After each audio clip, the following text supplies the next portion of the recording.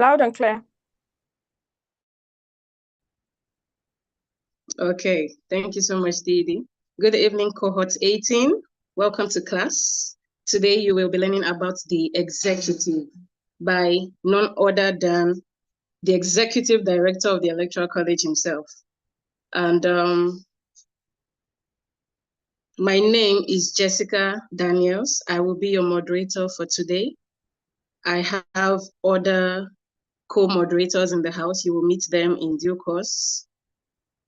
We are going to give you a few minutes to inform your party members to join the class so that they will not miss anything, because the moment the executive director opens his mouth, he starts dropping gems and you don't want to miss it. So please let them know that class has begun, okay? And for those that have not yet changed their Zoom name, please, if your Zoom name is still reading what you don't want to see on your certificate, please change it, because what is on the Zoom is what will be on your certificate. So kindly change your Zoom name. At this point, it doesn't matter what name you write in the chat box. It is what the Zoom captures automatically. That is what will be on your certificate. So please do well to change your name accordingly. Also, for any classes you will want to go over a second time, you can see those classes on our YouTube channel. I encourage every one of you to subscribe to the channel so that you can get some tips and tricks on some of the assignments that will be coming your way, like the elections and so on and so forth, the debates. You can watch former debates from there to know how it is conducted so that you will have a head start. So once again, welcome. And I will see you by 5 minutes after 5. That's in 3 minutes time. Thank you.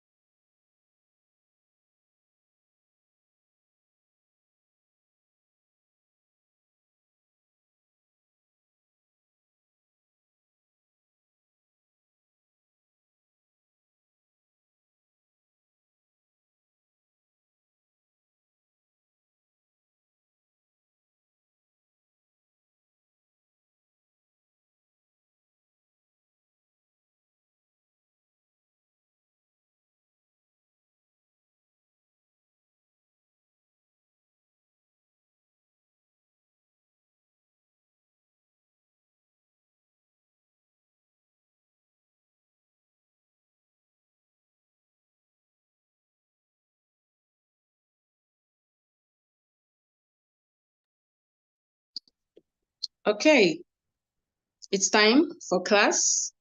And I'm going to read a brief bio on our facilitator for today.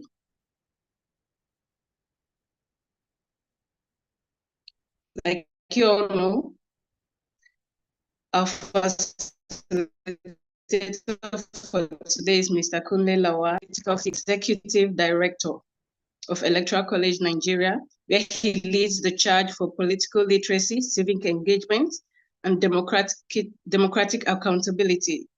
Under his leadership, the Electoral College has grown into a nationally respected platform, educating thousands of Nigerians on governance, elections, citizen responsibility, while strengthening democracy from the grassroots up.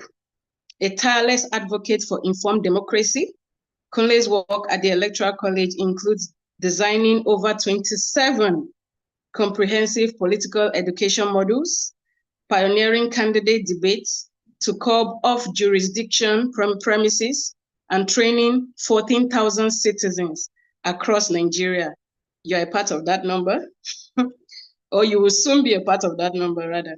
His efforts are redefining how young Nigerians understand and participate in politics.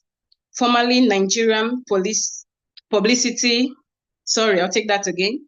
Formerly the National Publicity Secretary of COA Party, he championed intra-party democracy and innovative membership systems. As a senatorial candidate with the Alliance for New Nigeria in 2017 to 2019, Kunle developed 49 draft bills, showcasing a bold vision for legislative reforms. He is also the author of the Candidates, a reflective guide for aspiring leaders, and formerly led Word Chat Nigeria, using technology to connect citizens with political processes. Kunle's work continues to inspire a new generation of informed, active citizens, positioning him as one of the leading voices for democratic renewal in Nigeria. So you are privileged to be in the Electoral College. You are privileged to be in Mr. Kunle's class. Once again, your class today will be on the executive. Edie, you're welcome. Over to you, sir. Okay, good day, everyone. It's a pleasure to be always be part of this. Today is your first class for the 18th cohort, and I must at this point critically add that it's a pleasure to always, walk with you through this conversation. Now, first and foremost, what we need to understand is that this PowerPoint is already available on your class groups. Now, most of you might have missed it or might not have missed it, but the PowerPoint is available. It's for your use. Always you can go back and go across it. Jessica, thank you for such a warm introduction. Well done, Jessica. Um, Welcome to the 18th cohort. So today we're starting with the topic, the executive. Now, I'm sure you would have questions as we go along. I'll try to make these classes interactive as possible, and then we'll see how we'll flow through it. So I'd like to welcome you all to the executive. My name is Kunle Lawal. I'm sure you guys have heard that name too much. Anyway, so let's jump into it. The executive. So the executive, of course, is the arm of government that we are most used to, and most how do I put it?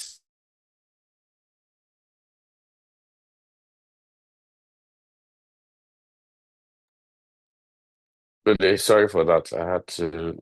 So the executive is the arm of all the tail of government, arm of government that most of us are used to. We talk about it a lot. Most of us discuss from, an executive point of view.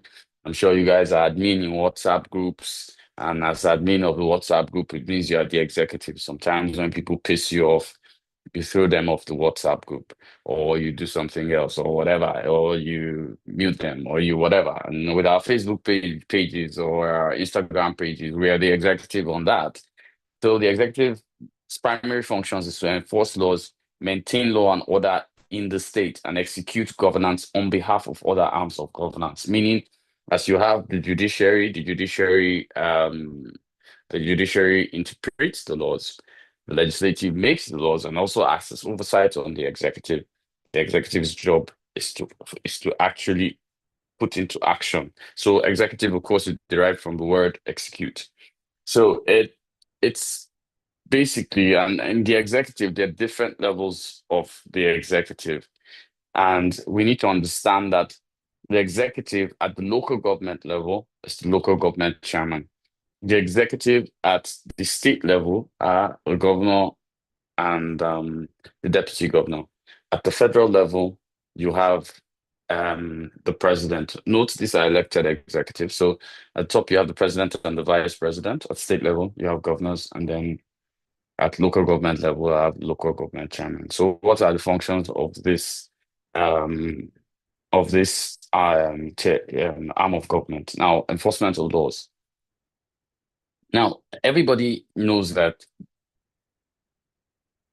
to make a law or to draft one, which is the job of the legislative, allows for changes in the society. But those changes cannot be implemented without the executive. So the executive is in charge of enforcement of laws.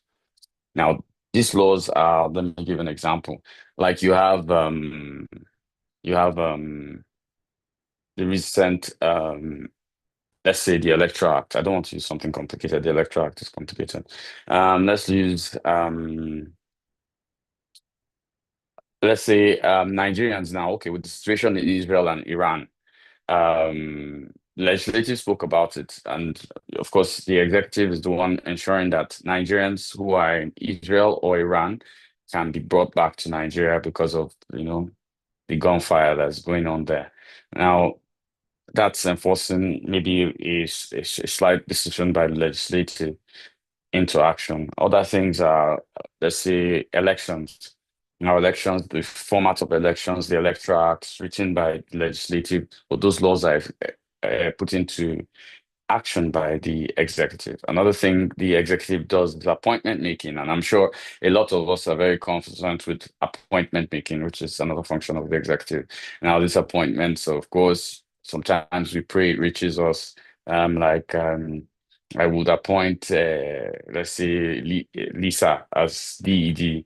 I would appoint Jessica as head of moderators and etc. These appointments, normally we love them a lot. Sometimes we see appointments, funny appointments like within the executive, like SA to the SA to the SA of to the president, SSA, sorry, senior special assistant to the president. Sometimes you see appointments, and it's funny. When you even get to SUG level, you have I think is it Unical? I think it's Unical SUG SUG president who appointed over 1,008. Uyo was topping the list before. It was 400. Uyo appointed as aides to the SUG president. Now, I'm sure everybody will want to laugh and say, hey, and be surprised. Yes, to the SUG president. No offense, and I'm not being a chauvinist, but Unical and Uni, you both have female SUG presidents. No offense. Well, they say what a man can do, a woman can do better. I know the women in this class will jump on my head. Defense of the state was just a joke. Defense of the state, but they are really women. Defense of the state is also vested in the executive, and this is key to understand. Defense of the state at federal level is understood. At state level, where state governors are being provided security votes, which of course they just swallow. But here's the funny part. If they want to arrest, okay, let's go back into the time of Cross River when Ben Ayade took Agba Jalingo and threw him in a cell for making some statements. Yet, if there was any civil unrest in Cross River State, Professor Ben Ayade at the time would have said he needed the president or the IG of police to do that. When it comes to state elections, governors mobilize police and do their wishes with who becomes local government chairman. But when there are situations like what we have in Benue and what the sad situation in Benue, the sad situation also in Plateau State and Zamfara, all of a sudden governors do not have the power of defense of the state again. But talk against the governor. My friend Audu Mekuri learnt the hard way with El Rufai, though he won the case in court, and he was given, I think, 40 million or 45 million in damages. Anyway, defense of the state is also vested in state governors who have become emperors, of course, but that's another conversation. And then also local government chairmen. So most of us have the case, and we always discuss when we're talking, we always say, state police, state police. State police was, how would I put it? It was the idea was thrown at you, media, everything, and it would turn governors into emperors, considering the kind of powers they have now. But what nobody ever told you was that in countries as large as ours, let's say India, US, people that are above 200 million or larger, the first foundation of policing is actually the local government, community policing. I'm sure you guys watch movies when you see the sheriff is local government police, and that should be actually the foundation. So Nigeria just has a federal police system, and which has made defense of the state quite hard. And we think so bad about this because we think state police is the answer. Okay, it's like you built a house, you have a house, and there's only the roof existing. Then now you want to give state police, which are the walls, but now there's no foundation. A house cannot stand for a long time. So as you're arguing state police publicly, just remember you should add LG police so that it's a full trench up. And the Constitution also grants security, defense of the state, of course, to LG, local government police. Somebody while talking yesterday said something about NSAS, and I'd like to bring everybody's position to that. Though whatever happened at the toll gate, I'm sure you'll find out in your next class, which is tomorrow, that Sanwo was the one blamed. Some people blamed the presidency, though we know the military cannot move without orders from the National Security Advisor or the president, though Sanwo was the one blamed above his pay grade. But in the way framework of our constitution, the real person you're supposed to blame, because toll gates, bridges, markets, and any other thing on highway within a local government is actually under the jurisdiction of a local government. So it was local government chairman of the TUSA that you're supposed to drag. And let's remember that local government does not have immunity. So there's immunity for executive at federal level, at state level, but at local government level, there's no immunity. And there's a reason why. So they're the closest to you, first handshake to you, but they don't have immunity so that you can prosecute them because you see what they do. So you can take your local government chairman to court, and it doesn't even have to be in your state. If you're so afraid that the state judiciary will support him, you can carry the case to Abuja, neutral ground. And then, and if you find him guilty, he will go to jail. But none of us have tested our laws. Nigerians are not interested. We'll rather discuss what Davido's wife Chioma will to something, or take our sides with you or his wife. You's wife is me, Abby. Okay, so you take sides with that. That's more interesting for us. So foreign policy making, this is vested in the federal level of the executive. And though some governors, Professor Ben Ayade again, some governors will have essay to Sao Tome and Principe. when you're when you're a state in this thing. Well, it's funny, but foreign policy making is actually vested in the federal. That's with the president and uh, the vice president. So foreign policy making, and that's what Nigeria will do. Like in the case of Iran or Israel, is Nigeria going to support or any of the blocs or decide to stand back and watch? I need to tell you, I need to take you guys back to 1963. Tafawa Balewa then with the legislature, then we had a prime minister, which also means in a parliamentary system of government, it means that the prime minister himself is part of parliament. So that's why when you see, let's say Britain, let's use Britain. When you see what happens in Britain, you see Kemi Badenoch and the prime minister jabbing each other. So while Tafawa Balewa was prime minister, he ensured that Nigeria is non-amalgamated, so we're non-aligned to anybody. So the way non-aligned works is that whether the East Bloc, that is Russia, China, North Korea, your favorite bad boys, or the Western Bloc, your favorite good guys, places you want to go to, Britain, UK, I'm sorry, Britain, US, European, that's the Western Bloc. We don't take sides with any one of them. Nigeria makes its own decisions on who it supports in war or who it supports in whatever. Though some people argue it's not a good foreign policy to have, but that's what we have right now. Also, financial functions, yes, this is the juicy part. Financial functions are also vested in the executive, meaning so the budget normally is created by the executive, given to the legislative to pass, and then the budget goes back to the executive to execute. And this is where we dip our hands into the cookie jar and etc. And like we have some of us, some of us are, and don't you have the federal too much? Some of us are chairman of our estates. Some of us are what do you call it? Chairman of our school alumni will give us money to do something as an executive, and then now, new car, slay queen in Dubai, all those kind of things. So grants of titled honors is also vested in the executive. Now, titled honors could be state and it could be federal. A few honors were given on Democracy Day. I went quite round a bit on Democracy Day.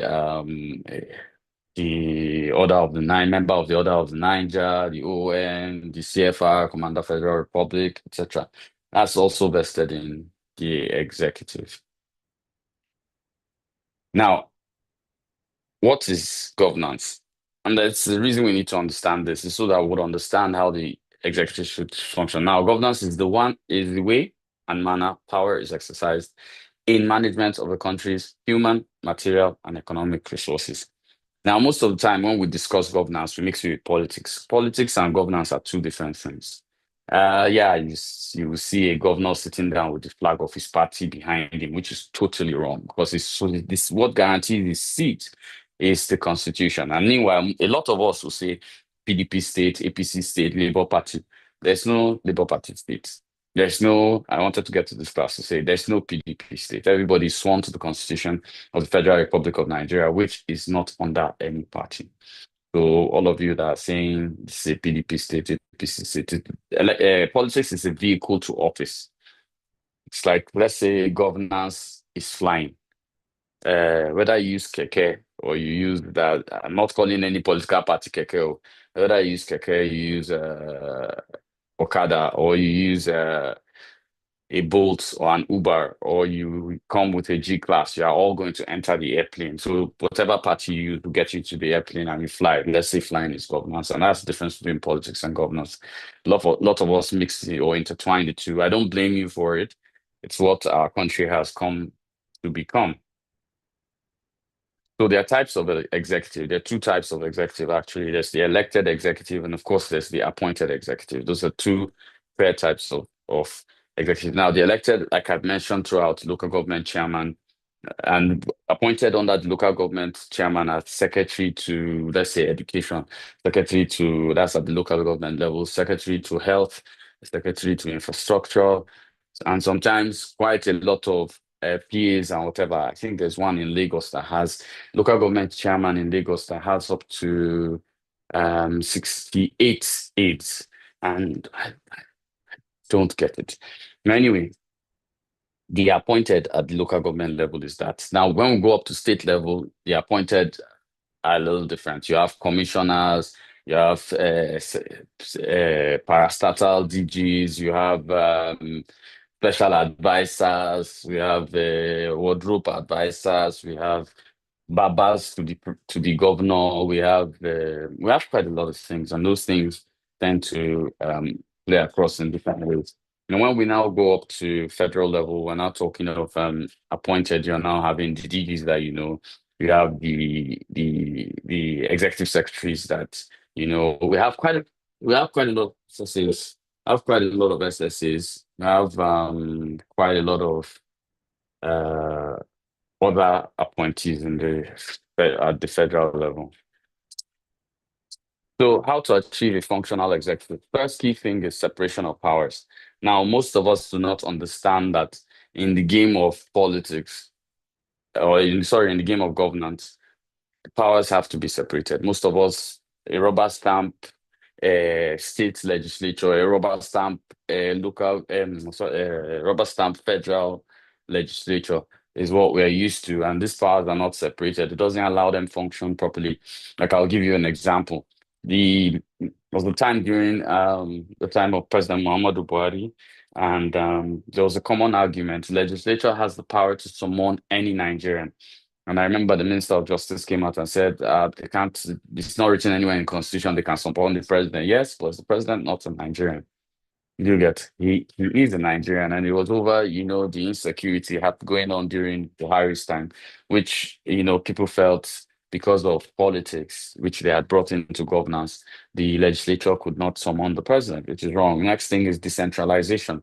So you must be able, power must be decentralized. Everything should not be the president, president, president, president. And that's what we're going to try to teach you in this cohort, because first thing that is key that you need to understand is most of the things you actually ask for are vested in local government. A lot of things you want more are vested in the state government. Very rarely can you hold the president to account. Yeah, some cases of national security. Yeah, president, policy, budgets, that president, president, president. But when it comes to basic things like maybe road, for example, most people think the president is in charge of roads. Yeah, federal roads. Yeah, it's his job. But you see, every local government chairman is in charge of the road in his local government. Now, it's done that way so that power is decentralized and local governments earn or do something. Now, let me throw in something here. Who can guess who here or who can tell me? And you can write in chat box. I'll look at this. I've been talking for a while, so let's make class a little bit interesting. Let me give you guys an assignment. Who can tell the least money any local government gets? This is an executive class. We're not talking about local governments exactly, but local government chairman is an executive. So who can guess how much at least a local government in Nigeria gets every month? Who can guess? I like to see. Just put it up in chat box. Who can guess? I'll open up the charts. 500 million runs in billions. 100 million, 500 million, 3 billion. Are you guys just writing money for 100 million? Okay, so I 300 million. So I'll try to make the game. The highest local government earning in Nigeria is Alimosho at 1.8 billion a month. Amak in Abuja, that's Amak, that's Municipal Area Council, gets 968 million per month. No local government in Nigeria, and this FACO location, meaning just for being part of Nigeria, that's how much they receive every month. This is not internal generated revenue. Internal generated revenue will push it into billions. Local governments have that, and we don't have local government schools. We don't have, so a local government was more, or local governments were more functional in a military rule, and they are in a democracy. That's another conversation. Take that up with your local government, which in the topic tomorrow. So we have to be you have to be able to hold functional executive accountable, but you can't hold them accountable if you cannot engage or understand what their jobs are. So most of the time we just say, local government chairman is not around. You don't need him to be around. You need him to effectively deal with things as they are supposed to be dealt with. And for you to understand what needs to be done, you need to first understand how much, in fact, allocation your local government has, and then how much your local government generates in IGR. Then, like I told you, they do not have immunity. I don't even know why people call them honorable. There's nothing honorable about them. They don't have any immunity, which means you can sue them in court. And if they are found guilty, they will go to jail, regardless of whether they're serving or not. Now, the rule of law, which is critical, which is what I'm explaining, rule of law must abide with the executive. Even when a functional legislature decides to abuse Section 305 and allow the president to suspend the River State governor and the State House of Assembly, I think democracy has not been undermined like that. It happened during Obasanjo, I'll be right. Obasanjo did it to, I think, Plateau State governor, if I'm right, in 2003, Dari or something. He suspended state governor and legislature. But good luck Jonathan declared state of emergency and didn't suspend any governors, which were in line with the Constitution. But Bros T came in and has broken that parameter. A functional executive must also understand how to plan. The problem in Nigeria is planning. Vision 2020. 2020 don't pass. We're still there, and nothing has changed. And when you look at it, we do not, in 10 years, what do we want to do? In 5 years, what do we want to do? And I think that's the problem in Nigeria. And Nigerians are not good planners because, come on, this is the country where you have 2 million and you bring out 1,900,000 to buy an iPhone and you don't care what happens next. So don't blame the executive. We too are exactly like them, flowing with the no plans.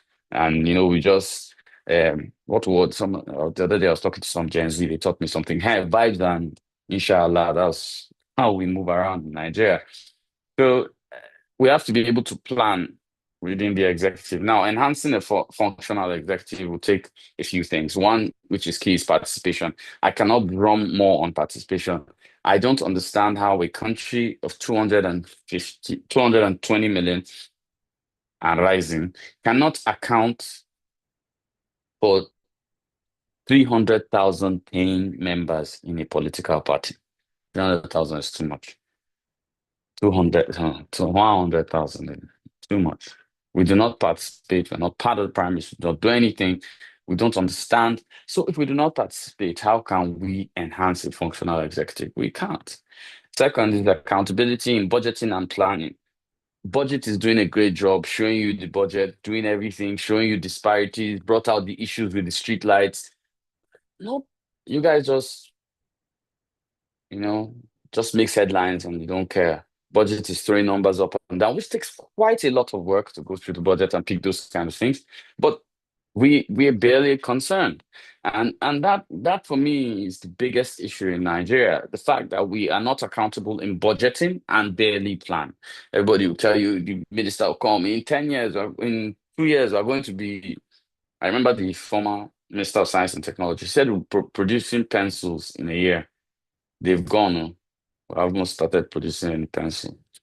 So we also need to make offices financially unattractive. And I need to clear this point fairly.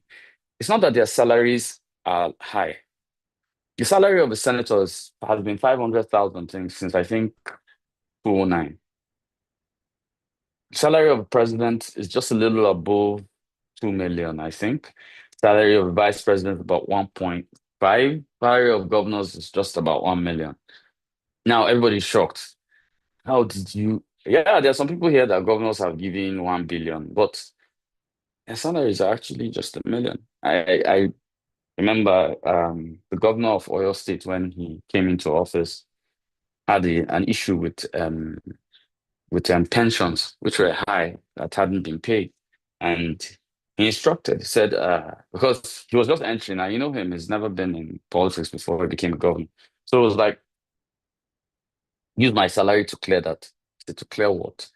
When they told him his salary, because he wasn't taking his salary and he thought it would be something. Governor's salary is just about 1 million naira. And I'm sure everybody here is probably shocked about that, but that's the truth. It's now the allowances. Therein lies the wahala. No, no, no. What I said, Tobias, was that Obasanjo declared state of emergency in the plateau. I said Goodluck Jonathan declared in some states. I didn't call them. They were Yobe, Northeastern states, Borno, and whatever. You probably mixed what I was saying. So, four is freedom of speech. Now, everybody in the world seems to think that freedom of speech means you can say anything. No, it does not. Freedom of speech is guaranteed where your speech does not infringe on the rights of another. So you can say things, but you cannot infringe on the rights of the country or of an office, or because that would be defamation or anything else. So freedom of speech is key or critical to having a functional executive because you have to be able to challenge the executive, you have to be able to talk to them. That's why local government do not have immunity. It's because it's a face-on-face thing. You should be able, you see what they do. They can't shroud it in paperwork or whatever. Now, five is also understanding by electorate of elected office jurisdictions and powers. Most people think, oh, they look at the state governor can do this, state governor can do that. Like a lot of people think state governors can sack local government chairman. A lot of other fictional things that go on in Nigeria's democracy. But the truth is that these things cannot happen and these things are not guaranteed by the constitution. So people have done it, and even the people that, because they've lived it, they believe that that's how it's being done. And the truth is that's not necessarily the fact. So the executive is the steering rudder of governance, and its operation signals development or degradation. The choice now is yours. Would you want development or degradation? I'd like to thank everyone. It was quick class. My class is really quick. I don't like keeping everybody talking. So can we go to questions? Okay, Edie, thank you so much for another powerful class. The class is always unique and interactive. Thank you, Edie. Thank you very much, Jessica. Time. Okay. Time for questions as usual. If you have any question, raise your hand or put it in the chat box if you're in a noisy environment. We'll be looking out for it.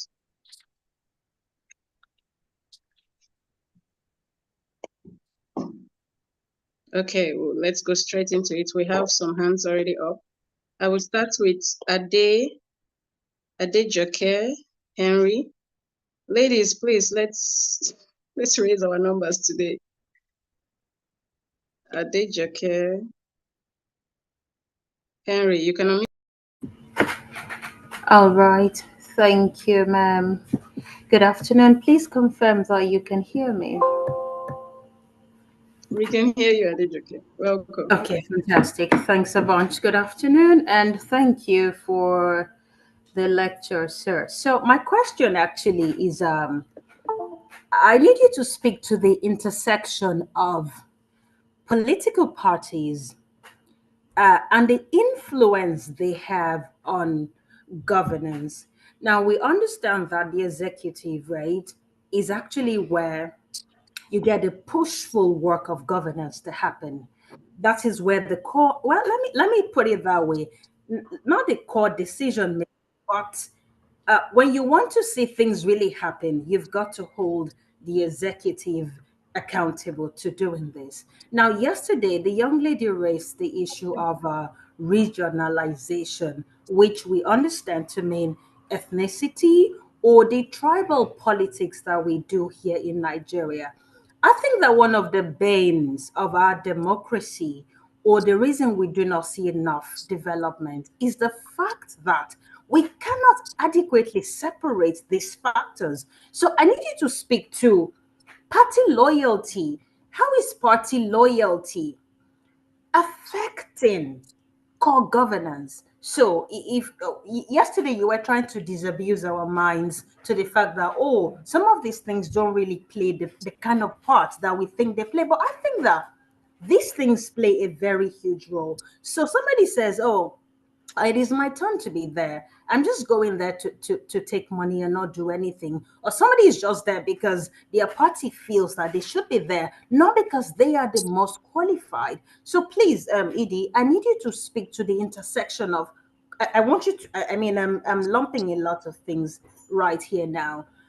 Competencies, the fact that people are elected, are just put there, appointed, not because they're qualified, but because, oh, somebody just feels like, oh, they should be there. Loyalty. And these things actually trickle down even to the local government level that you're very passionate about. So somebody is elected or put there by the state governor, and he says, oh, he's my boy, he's loyal to me. And all he's interested in is just the proceeds of governance and not real development. How do we separate all of these things?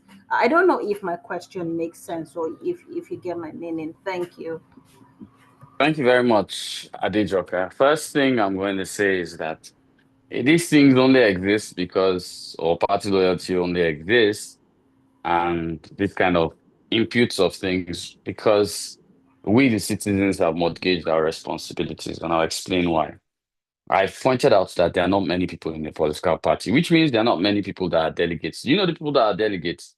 Those people that you say, put air inside my tire.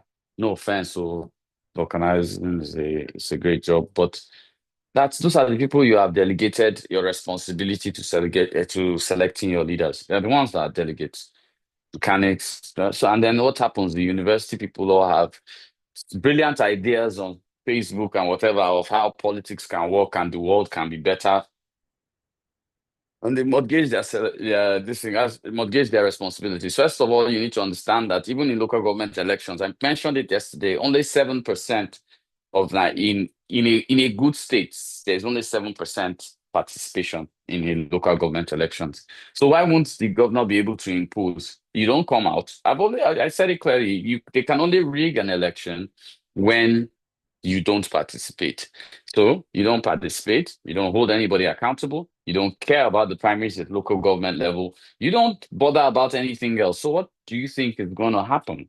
That's what gives room to incompetence. That's what gives room to so-called party loyalty. Like, let me ask the question here.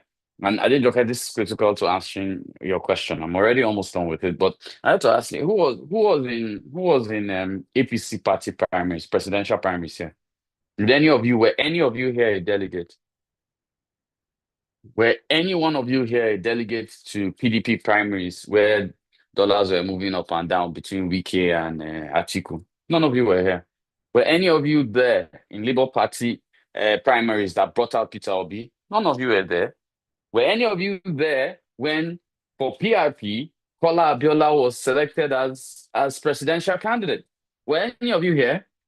Then what are you going to talk about? You're talking about party loyalty now, and then incompetence in elections. You can't mention that if none of you were there, because people made the choices for you, and guess what you guys did?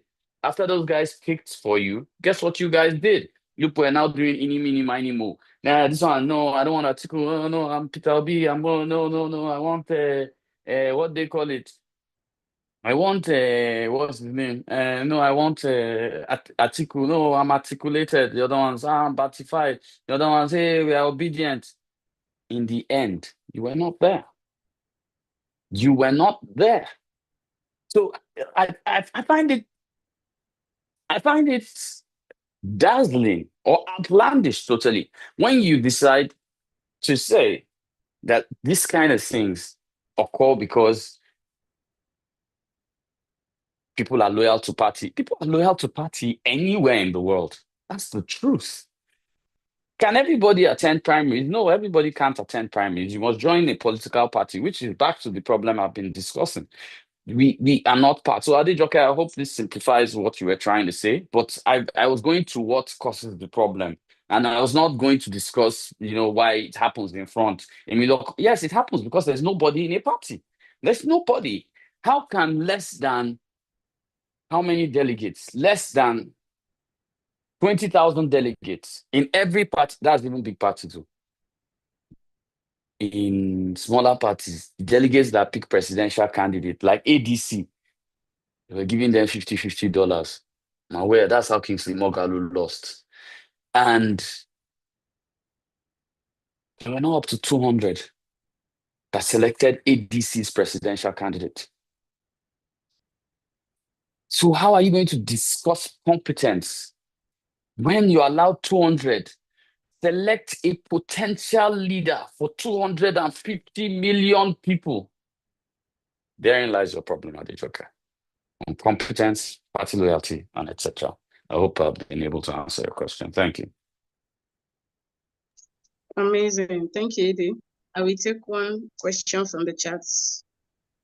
It says, is it possible to declare the state of emergency within hours ordered by the president in the case of Rivers State, where the National Assembly passes the state of emergency? Thank you.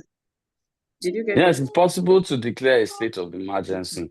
What is not possible is to suspend a governor and the state legislature. Okay. One more question from the chats. Why is the executive blamed every time that a particular project isn't done?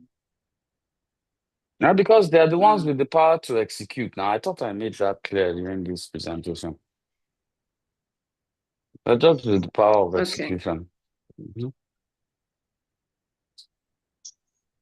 Abiodun Adesina, you can unmute and ask a question. In 15 seconds, please. Thank you.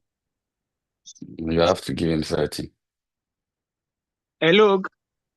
Good day. Hello. Good Hello, evening. good day. I can hear you. My name is Adebeshi Abiodun. Okay. I am a disabled advocate, and I have been observing elections since 1999.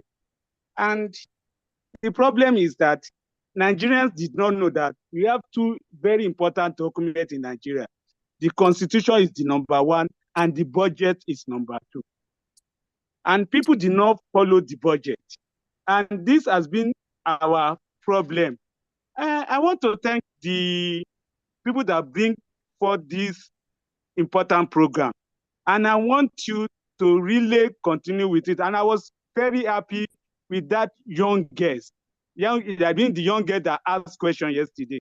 And I want you to involve many more young people to be part of this program, because our youth did not really take more important in governance and the people that govern them.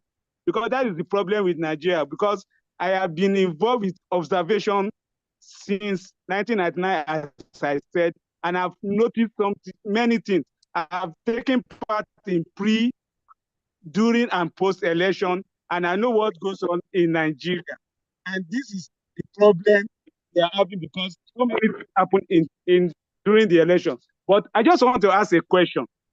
When a president or a governor begin to act as the sole source of true direction and authority, at what point does executive leadership cross the line with democratic dictatorship? And who has the real power to stop it? I want you to answer it. Thank you very much. Yeah, so thank you very much for Abiodun for your comments, and thank you for admiring the work we do. And we look forward to having more people like Mobolaji, if I'm right, that's his name.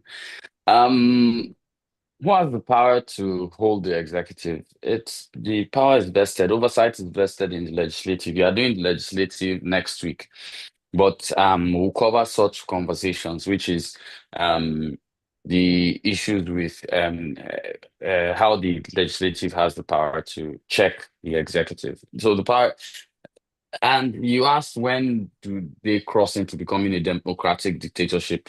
When they've left the constitution behind.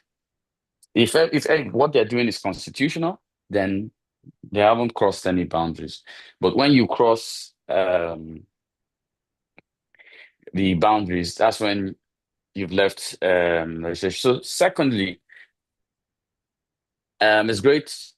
Sorry, to end answering your question, I think it's great to have someone from the people living with disabilities community. We're very happy to have you here, and we hope we'll have more of you within the conversation. Thank you very much.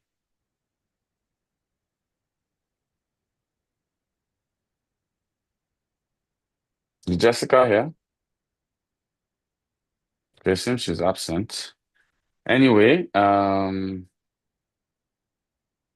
would like to pick. Okay, Lisa, you're here. Yes, I am. Alright. Let's take Mobolaji or Kalao. I believe she's the next person. All right. Mobolaji, I've asked you to unmute.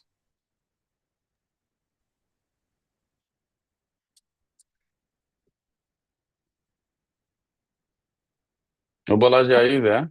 If she's not available, let's go to Farid. No, I think she's there. Okay, Mobolaji, Mobolaji. are you there? Hello? Maybe her network. No problem.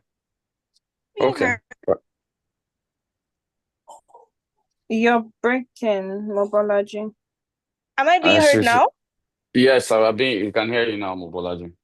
Good afternoon, Mr. Lawal. Again. Good evening, Mobolaji. So you My question comes from something else you mentioned. You said that Nigeria's main issue is with planning.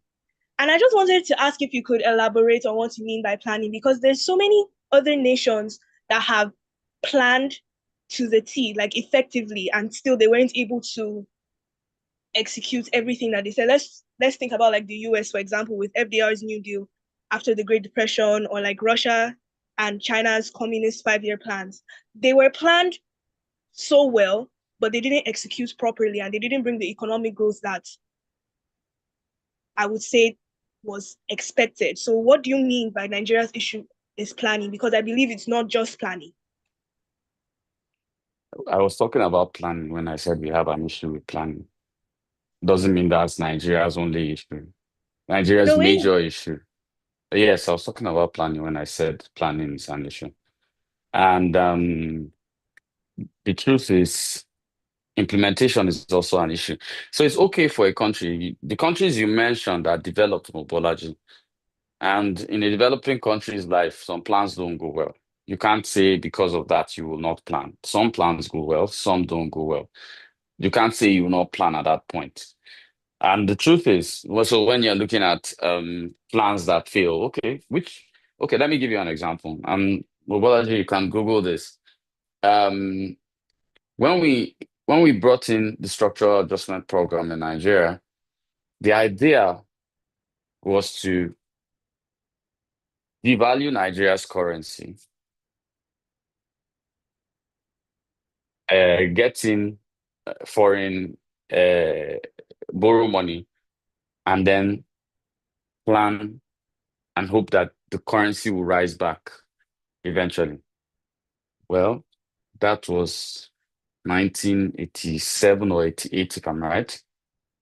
We're still looking at we're still wondering where the currency is going to go. So you can't say because a plan failed, it means that the country has failed. You spoke about countries, okay, 86, yeah, 86, PASAP. Thank you very much. So, you can't say because a plan failed, or like you mentioned, you don't think planning is an issue. I can tell you that, and this is so simple with Nigeria. Every year we know it's going to rain, right? Every year we know the potential places there's going to be flood. What have we done about it? We have the plans. We have everything. Some good execution starts with planning. So we've planned. We this happens every year, and we don't do anything. NIMET won potential this flood spots, whatever. No governor will plan. Then when something happens, like what happened in Niger State, all of us start running. This one will give 20 billion. The other one will give 10 billion. Start jumping up and down like headless chicken. Just imagine, do you think Nigeria right now can withstand a volcano? Or we stand just 4 missiles from Iran? We cannot, because we've not planned to be able to be ready for that. Totally not ready. Nigeria cannot even stand, okay, the so-called big banana island, etc. and co. Lisa, could you unmute Mobolaji? She keeps saying she's muted.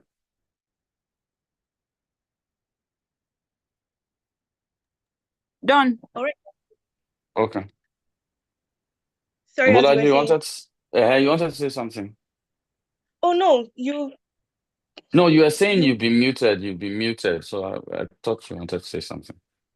No, I was going to respond to something you said, but you clarified yourself. So. Okay. Thank you very much, Mobolaji.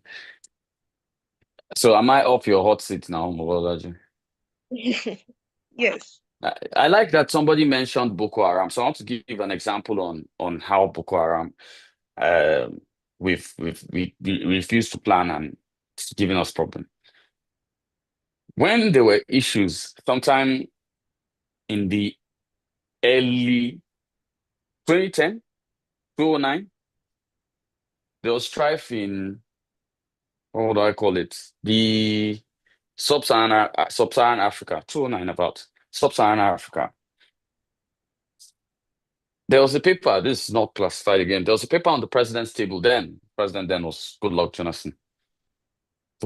There was a paper on his table, and it was written by a few people, which I was aware of, on the fact that if Nigeria did not secure its borders, but this 2010 was when this paper was there. I'm talking of when the paper was there.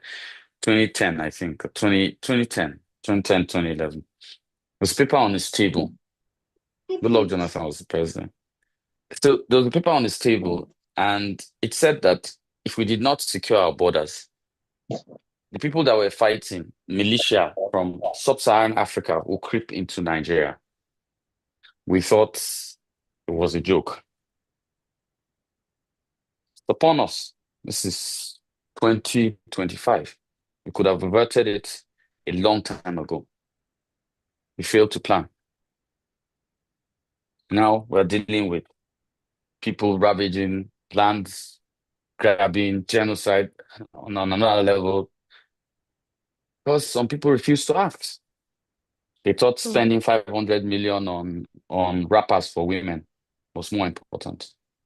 Yeah, that was when I resigned from being with the minister I was working with then. Spent 500 million in 2011 on wrappers for women.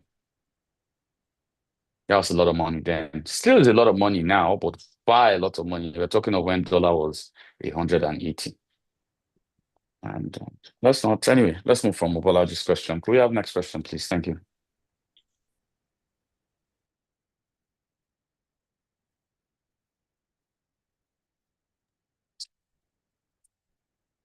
All right, Farid, Right. I've asked. All right, good evening. Please, can you hear me? Yes, I can hear you. Okay, yes, thank you very much, Mr. Kunle, for your lecture today. I'm just trying to wrap my head around what you said. You mentioned political parties are a vehicle, and then the office you are running for is the destination. So when you get to where you're going, you need to get off the political party. And you mentioned a party flag not being appropriate in the office. So I'm just trying to understand the limits of being in a political party and also being in an elected office. What are the do's and don'ts? Farid, that is too wide, but to have that kind of conversation. Because the Electoral Act even forbids anyone using any state media or apparatus. And media or apparatus means even cars, etc. But when they are running for office, the governor uses his cars and puts, even though it's the official car of the governor, puts Kunle Lawal 2027 on the car. The Electoral Act clearly states. So when you get to the Electoral Act, you do all that. For now, there are many rules why this should not be done. Many. I just gave a side example of one. Okay, thank you. Thank you very much. Okay, Olua Tosin David, you can ask a question. Okay, good evening, sirs. Good evening, ma'am. My question is this. I just want to understand the concept of executive orders and also if the concept of executive billing is not an overreach. What did you say? I didn't get the end of. Okay, so my question is this. I just want to understand the concept of, the executive, one of the things they do is to sign executive orders. Yeah, so an executive order it's done by the president, but must be approved by the National Assembly. National Assembly can veto an executive order in a normal system, or even in Nigeria's system, but they can veto an executive system and an executive order. So an executive order is like legislative powers given to an executive. So you can sign an executive order as a local government chairman, the state governor, or but it's subject to ratification by the National Assembly, State House of Assembly, and then by councillors in a local government. So it's just give them things that they can write into law quickly. It shouldn't be massive things, but they can write into law. But Now the conversation is that it must be ratified by the legislature at whatever level that an executive order is being given. Thank you, Edie. Stephen, go ahead and ask your question.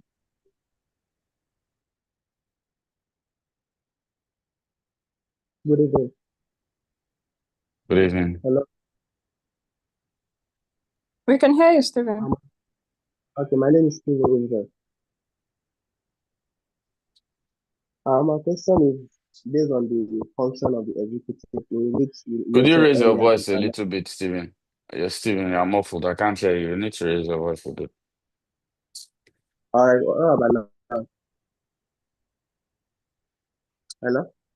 Hello, I can hear you. You're talking low.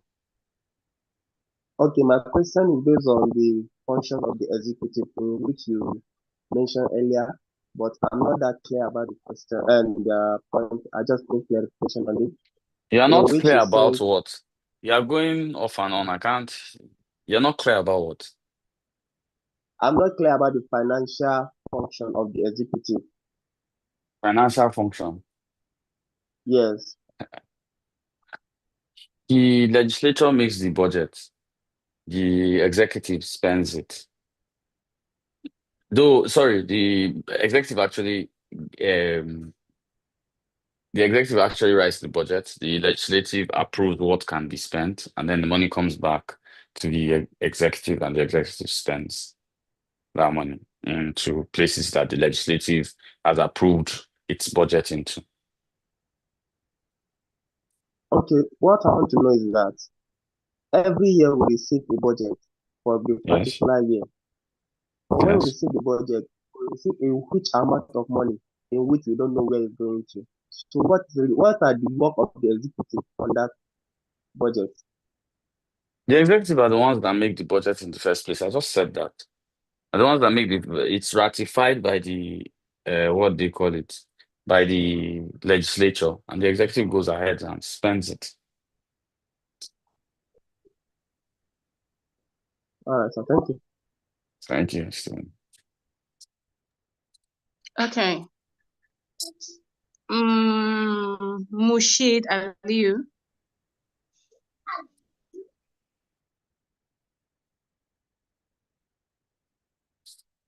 Are you still on the call, Mushid? Okay. Yes, ma'am. Good evening, and then we say thank you to the ED for this wonderful presentation. My question is, we see the executive becomes legislative and vice versa. So it's like same set of people going around the cycle. Yeah, they're executive for 8 years and then they will run back to the Senate to become legislatives. So how does this affect governance? That's my number one question. And my second question is, how are we going to access the book in which the ED authored? Okay. To answer your first question, actually very simple. We allowed them. That's the way I'm going to answer it, because I don't know how many. The only governor I've seen participate fully well as a legislator with oversight functions is actually Adams Oshiomhole. I even felt he should not have been a governor. He seems very much at home in the Senate. But like I said, Nigerian people allowed them. We vote them in. They performed sparingly as governors. They abused the law. Then you allow them go back to take a retirement home in the National Assembly. I don't know how that is. So the truth is, as much as we don't want to accept it, I know everybody wants to, in Nigeria, we're just like camels who keep putting our heads in the sand and be looking for who to blame. We allowed it because who votes them in? We do. If I come to your place now, Mushid, and I come with one Toyota Corolla like this, and I come and I say I want to be governor, would you think I'm serious? You tell me I'm not serious. But if I came with 16 G class, like 100 aids, to say this guy is ready. So we chose it. I don't know why we keep pointing to somebody else. As regards my book, I think it's available on Amazon, it's available on Apple, it's available on The Nigerian one is available and I can't remember.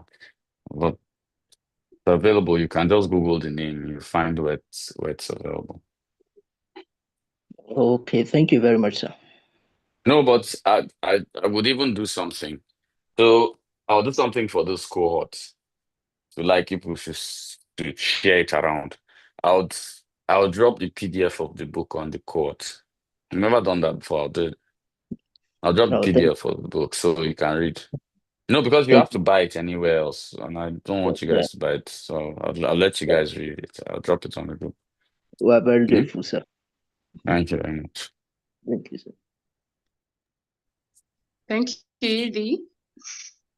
Mm. Joseph Adewale. Go ahead, please. All right. Thank you, Edie. Thank you for that brilliant lecture so far.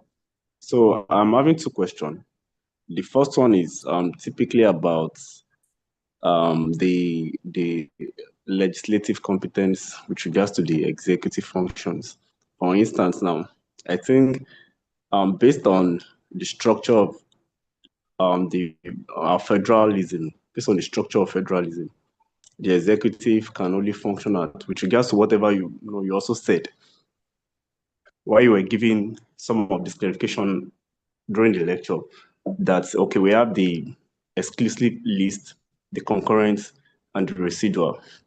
So while you were also talking about defense, you made mention of the fact that state governors collect security votes, but then I think defense is part of the exclusive list because we do have federal police, the federal military, for instance, even the civil defense, all of them are from the federal.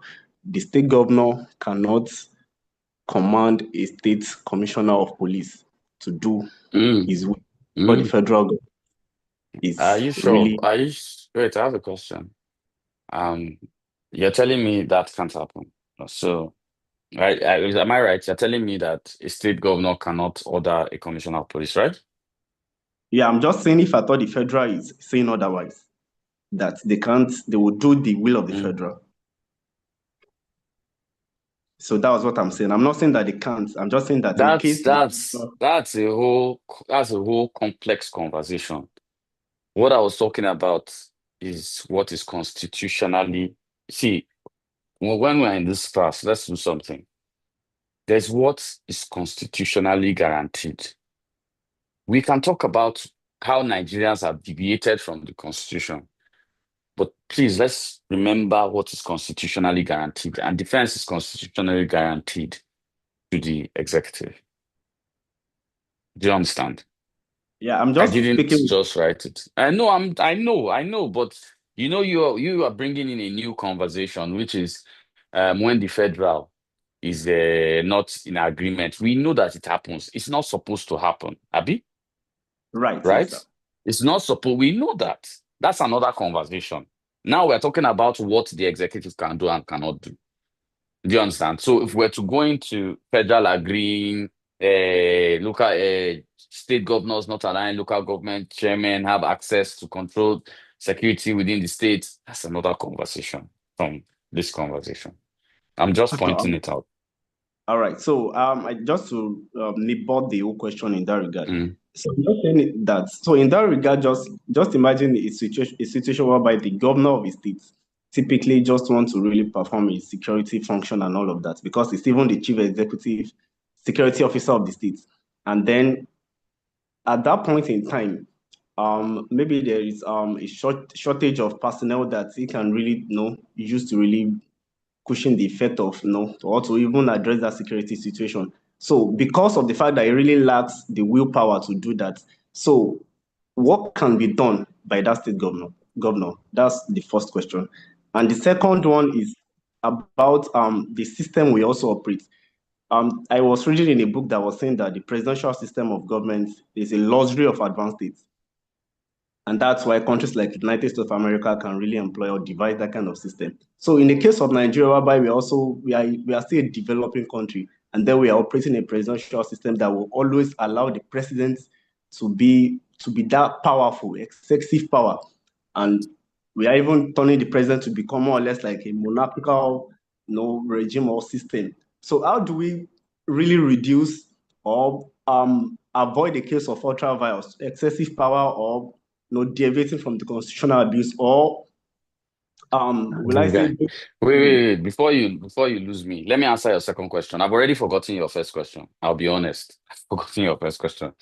So it was about defense of the state when the governor, and I'd like to cite a very great example for you. In a situation where some, I don't know what to call them, some, those guys that are trying to be land grab in Nigeria went into Ondo State. Akeredolu, Governor Akeredolu, late Governor Akeredolu, the president was kind of lukewarm about his actions. Akeredolu took a very strong action and even went as far as creating, pushing ahead Amotekun after the attack in, I can't remember where, but in Ondo State.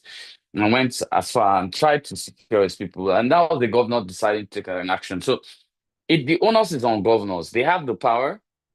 They've chosen not to act. So, Owo Massacre, thank you very much. They've chosen not to ask. And I'm sure everybody saw a template with how Akeredolu responded to such an action. So, it's within governors' parameters. If they choose not to act, that does not mean you're saying the federal will never, because constitutionally, a president does not even want wahala anywhere in the country. Now, it brings us to the second question. The only reason why it seems the Nigerian president, and whoever says the presidential system of government can work in Nigeria, it will work. I believe it can work. But here's the conversation. It can only work when everybody knows what they're doing. Have you ever asked yourself a critical question? How many people in the National Assembly actually have opened the Constitution of Nigeria? Can you tell me anybody you know in the state legislature that understands the Constitution of Nigeria? Or can you tell me anybody in state legislature who is making laws? And let's even go back. Do you know anybody who is a councillor who even has opened the Constitution?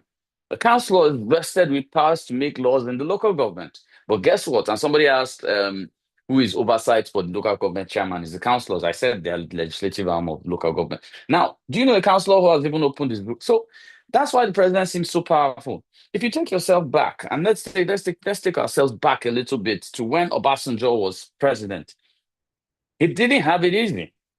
He didn't have it easy at all.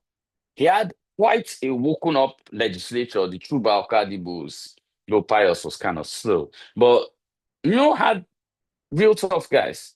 I remember he was almost at war with Arthur and Zeribe. There was so much fracas around, just because these guys knew how to operate within the system. Now you have legislators. No offense. No, I don't want to point to anybody in the National Assembly, but it's clear they don't even know.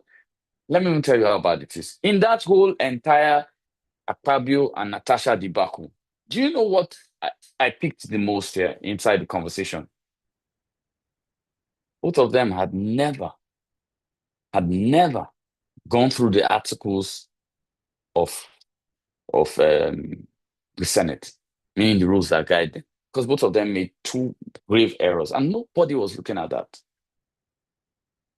They don't, their own articles, which guides and functions them, they don't even know. Talk less of even why do you think Nigeria's laws are hard to make, or our decision in Nigeria, what we call a bill, is else in the world is even done. It's so insulting. What we call a bill is bill for creation of Ikotepene Polytechnic or Ikotepene Technical School. That's a bill in Nigeria. God damn, that is low. That is beneath. And come on, you guys don't ask them for bills. Who here, when somebody was running for a legislative office, has asked somebody for bills? None of you. So you're wondering why the president is so powerful? Because he has knuckleheads in the National Assembly, bigger knuckleheads in the state houses of assembly, and the biggest knuckleheads in the local government. Thank you. Okay, thank you, Edie. And let's move on to Emmanuel David Ajik. Go ahead, please. Make it brief. Thank you.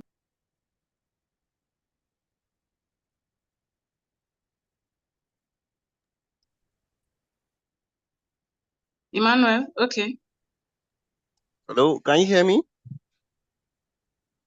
Yes, Hello. we can hear you. I can hear All you, right. Emmanuel. Thank you very much. Thank you, Mr. Lawal, sir, for the wonderful presentation. I have two questions, even though you actually touched part of the one. The first question says, how can hello? Emmanuel, go ahead. I'm hearing you. All right. How can we minimize political party loyalty to achieve good governance? How can we minimize political party loyalty to achieve good governance? Because most Wait, of the time, let me answer that question. all right, sir. Even the US has not reached that one. Even the US, party loyalty anywhere in the world is a disease. Even the UK, you can see Kemi and Prime Minister always on eating themselves alive. There's just one difference. In advanced democracies, party loyalty does not supersede loyalty to country. In Nigeria, it does. And it does because the dividends of corruption are expansive. Simple, sir. Can I ask All the right, second sir. question, sir? Okay, sir. How can our leaders understand their primary responsibility and stop seeing opposition who are supposed to serve as watchdogs as enemies because they call for accountability to achieve good governance? Have you heard Trump talk about the opposition? Have you heard? There is nowhere in the world that anybody likes opposition. I'll be honest with you. You don't like opposition. And Emmanuel, the truth is, what we have, it's hard for opposition isn't always right. We also need to know that. They're not always right. Um, anyone who says he's an activist and thinks that everything he says is right is wrong. I don't even like the word activist. But the truth about it is that as long as there's democracy, there will always be opposition. As long as there's opposition will always be a threat to what is sitting. Now, the tolerance of that opposition is what democracy is. But tolerance to a particular level, of course. But tolerance of opposition is a democracy.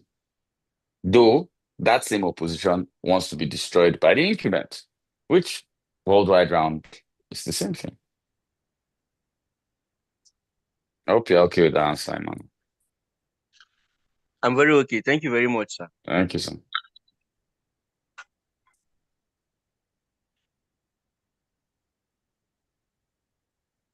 All right. Next, move on to Joseph Adewale. I've asked you to unmute.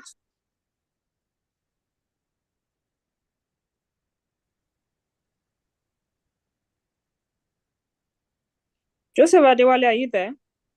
Okay, if he's not, Oko Bless. I've asked the question initially. It has answered. Thank you. All right, that's fine. Oko Blessing, please go ahead. All right.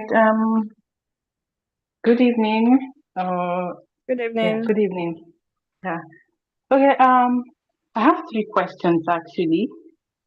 All right. My first questions was as regards to Mobolaji's questions in the first class. He made mention of Nigerian politics being regionalized. So my question is, why have Nigerian past presidents predominantly come from certain regions of the country? And what factors have contributed to the regional concentration of past Nigerian presidents? And how has this trend influenced national integration, equity, and democratic development? Wait. Let's start slowly because we are dropping quite a lot of bombs. So let's start Sorry slowly. about that, sir. No, let's Okay. start slowly. Let's walk through it. Have Nigerian presidents come from one region alone? Are you talking of elected? Yes, please. Have they come from one region alone? I don't think so. Obasanjo, um, Obasanjo, that's 99 to 2007. Joe Musa Yar'Adua. Southwest. Joe Musa Yes. Yar'Adua. From the Wait, north. I need to clarify something. Okay. Nigeria's constitution does not allow anything called Southwest, North Central, all that language. That is political language. The constitution does not recognize it. Does not. So the only thing we can talk about is North and South. Any other conversation, North, South, East, So, Yaradua, North. 07 to about 09. Goodluck Jonathan, 09 to 2015. Muhammadu Yes. Buhari, 2015 to 2023. 2023. Somebody's still writing Southwest. Okay, that's people's political language. You can be adding it. There's nothing like that from the Constitution. People are just, those are nomenclature. So I don't understand. Are you talking of this? I know what I'm thinking you want to say is that you want to talk about the Southeast, right? No, sir. What we call the Like Southeast. I have checked from past presidents, heads Then I of don't. state, starting from Abubakar, Tafawa Balewa, Johnson Aguiyi Ironsi, down to Bola Ahmed Tinubu.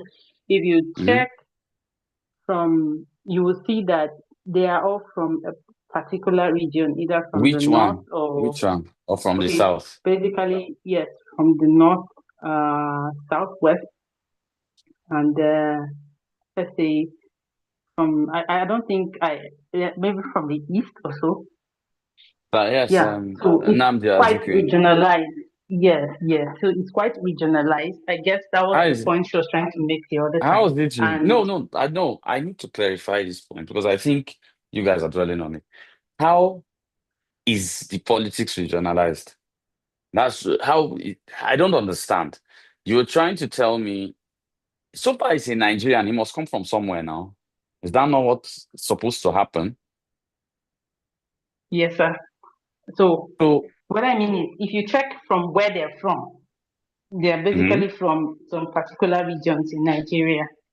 And but like it's not and somebody just put this clearly. We cannot count military regimes because military regime now who get gone, get guys, then they go up bully everybody. You can't count military, so let's use democracy only. Do you understand?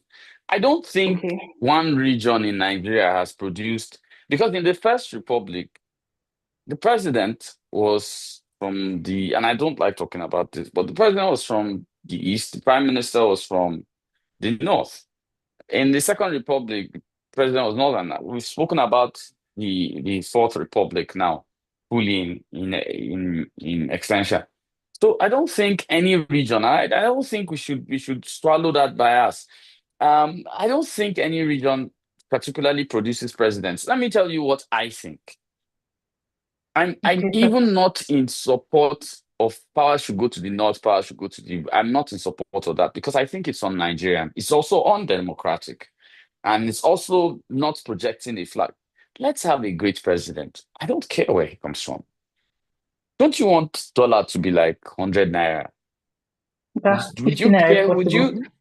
No, would you care where the person comes from if dollar is 100 naira? If there's road, No, the person puts electricity on the ground. Please, will you care where the person comes from? no, sir. So I wouldn't care. So I'm just looking for a good president. And I think Nigerians need to divorce themselves from this whole thought of region because what is happening is that there's a transfer of that ethnic regionalized bias into this conversation, which should not happen. Yeah, our parents thought of that. But now, let's drop it. Why are we still living in it? And that's the question I keep asking people.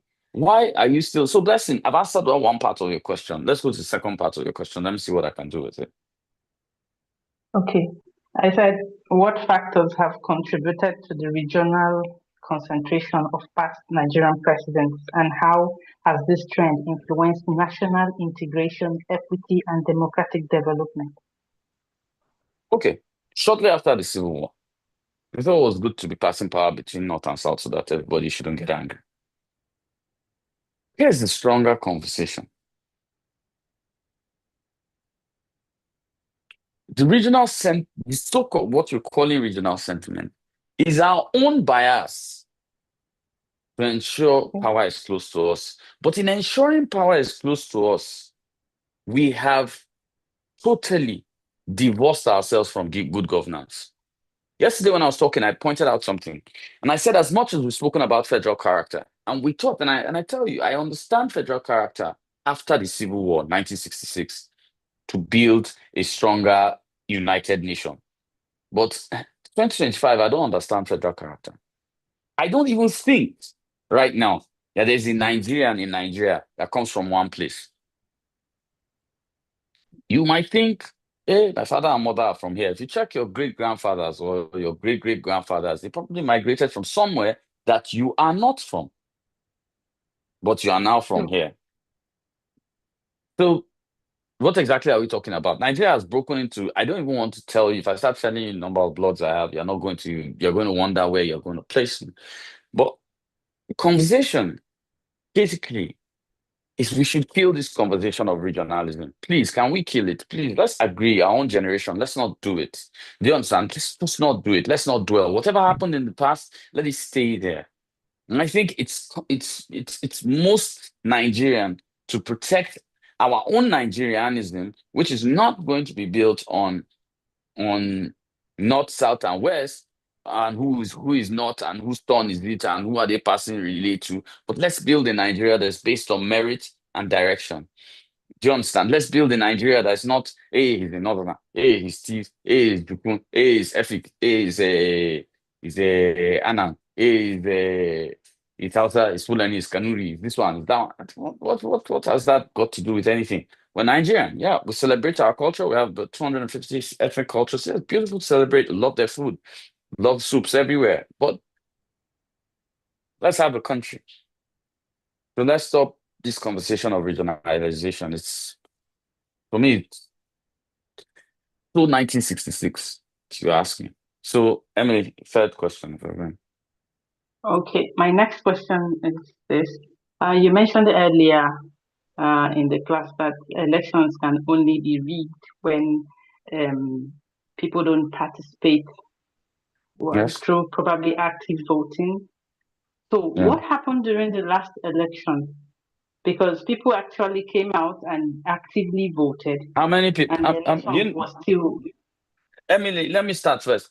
Do you know how many voters are in Nigeria? How many people have PVCs in Nigeria?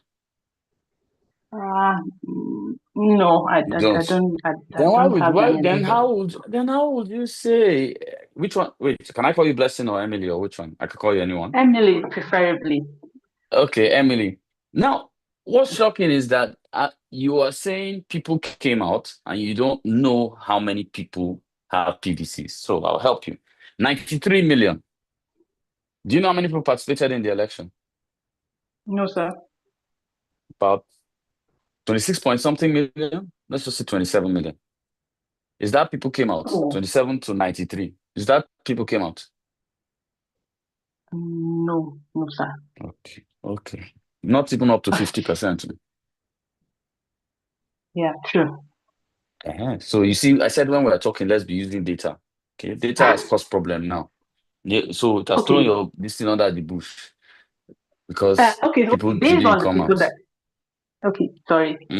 on the people that came out to vote, 26 point something million, still majority of the votes went to Peter Obi. And did you monitor elections last election? Yes, I did, although not as monitor. active. Not really. Were you in a coalition center? Were you in a coalition center? No. But no. Wait. So how do you know what you just said? It's key. How do you know? Because the last election. Because Arise TV said so. Or why? Because you No, support the sir. candidate.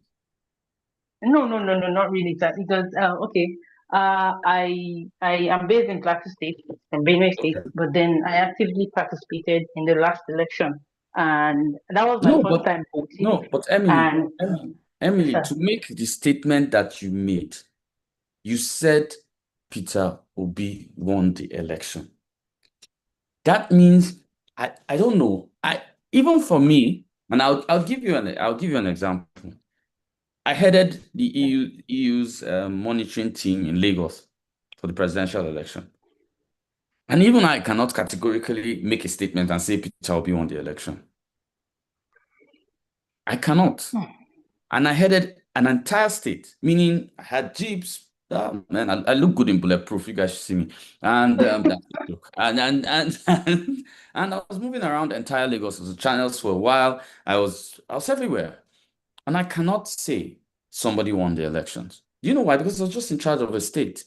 But I can tell you what happened in that state. I can tell you that because of our work, Lagos, which has about 10,200 polling units, always has problem with over 2,000 polling units. But guess what? In our time in 2023, Lagos only had a problem with 323 polling units. Never in Lagos history. So I'm not saying the election was perfect, but we changed the direction a little bit with the problems. That's the first time Lagos has had, we cut it by more than half. We even cut the half of the half by another half and by another set of percentage. So you can't say Peter Obi won the election. You cannot say that. From Plateau State especially. You cannot say that. And I will tell you something in this class. And you're going to meet someone you're going to do post-elections. And Amina Miango is going to take the course. Amina Miango has worked for INEC, headed, overseen elections, across elections, the state elections, etc. And I think it would be great for you to have a conversation in our class. Emily, I also tell you something. Before you make assertive statements, you must have the data to back it up. Do you understand? sir. Because I will tell you, 2023 election is Nigeria's worst participatory elections in Nigeria's history. 2015 had 50% of people participating. 2003 had 67% people participating. You need to understand the numbers. You cannot say that everybody came out. 2023 is the worst of Nigeria's elections in history, based on percentages. Worst, less than 30%. Saddening. So, Emily, I hope I've been able to verify. Thank you very much. Yeah, sorry for my last question is gender based. Okay. Oh no. Yeah. Okay. Can I run away now? No, That please, was a just joke. one last question. Okay. Okay, go ahead. Okay. In the last class, you mentioned that we all have the constitutional right to vote and be voted for. Yes. For women who come from a particular state and marries probably a man from another state, does she still have the constitutional right to contest for a political position in her state?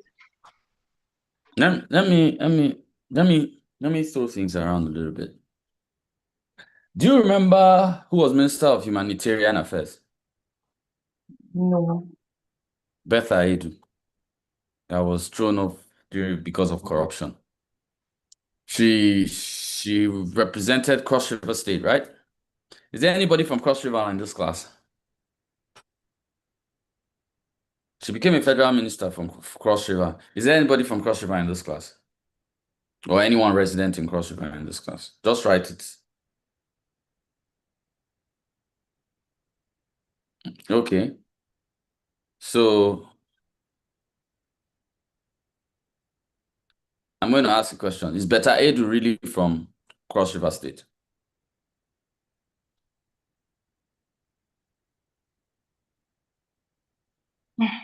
There's a lot I don't know. She's not from Cross River State. I think she's from Abia State, but she was born and raised in Cross River State. And she served as commissioner, became a federal minister. Okay. So it's yes, I agree that as regards marriage, there's a little issue with maybe a married woman running for office in her husband's state, which should not be. But that is an emotional and cultural response, not a legal response. So the law is fine. What we need to do is win the minds of people. It's not the law. Do you understand? There's no law stopping her from running anywhere. In short, Emily, what state are you from? Benue, I'm guessing. Yes, sir. From the name, I can pick that. So, Benue, beautiful. You can run in Plateau State.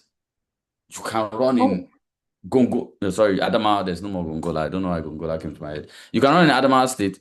You can run in Lagos. No, there is no law stopping you from doing it. None. Okay. None. Thank But you. if you culturally feel you will not be accepted, if people say you will not be accepted, gather the non-indigenous together now. He had. The non-indigenous in the non I'm sure the non-indigenous in Plateau, and let me help you with a little data. Non-indigenous in Plateau are more than 30% of Plateau. Meaning that if in the Plateau, if the indigenous bring out 7 candidates, separate their votes across. If a non-indigenous comes out and all the non-indigenous vote for that person, the person has won the election. Do you know that? Same with Kano, same with Lagos, same with most states in Nigeria. Are you aware of that? Wow. No. Because the indigenous will divide the votes across. If they bring out 7 candidates, or let's say 18 candidates, or more, they've even scattered it, then all non-indigenous vote for one person, who is the non-indigenous. Non-indigenous will win anywhere in Nigeria. You see, most of the time, the things that we have inherited in democracy in Nigeria are things that were told to us by some activists or some people that are popular on Twitter, and we've started talking about it and we've accepted it. And if you tell yourself a lie long enough, it becomes your false truth. But the truth is, that is not the truth. Yes, sir. Not the truth.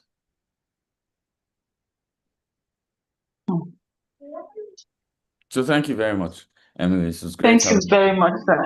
Thank Yes, you sir. very much. Pleasure. Shut up. Thank you. Ambassador Stanley Chukwuemeka. Thank you very Please go ahead.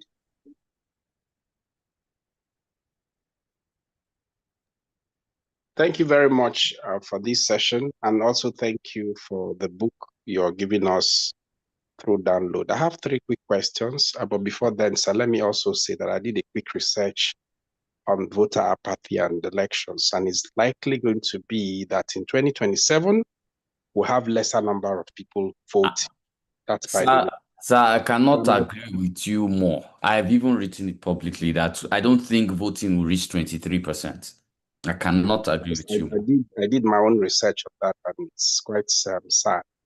Okay, so my 3 quick questions, because I see a lot of people's hands are up. One, sir, what would you, they are myriad, I understand that, but if you're to give 3, what you consider to be 3 major challenges the executive in Nigeria is facing, 3 major issues.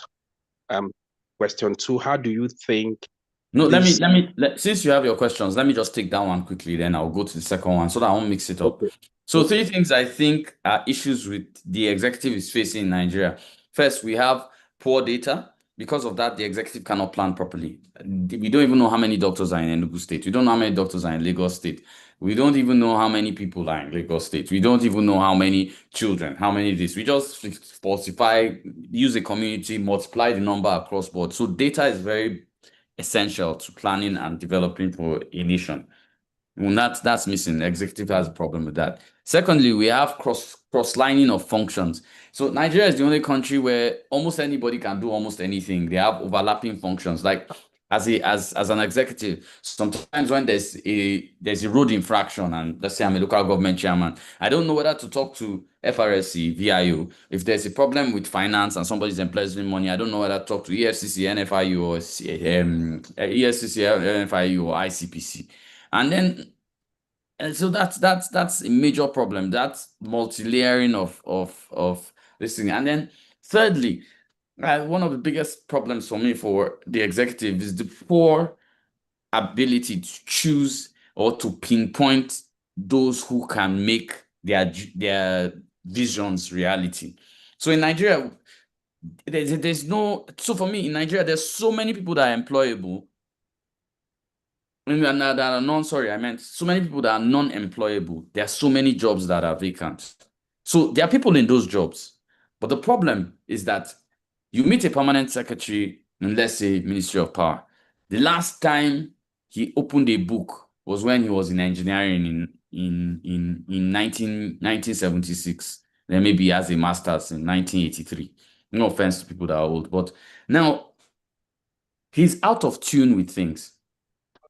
I've been in meetings where a minister of the FCT sat down and the guy in charge of lands and survey didn't know how to use a laptop. Somebody was operating it for him.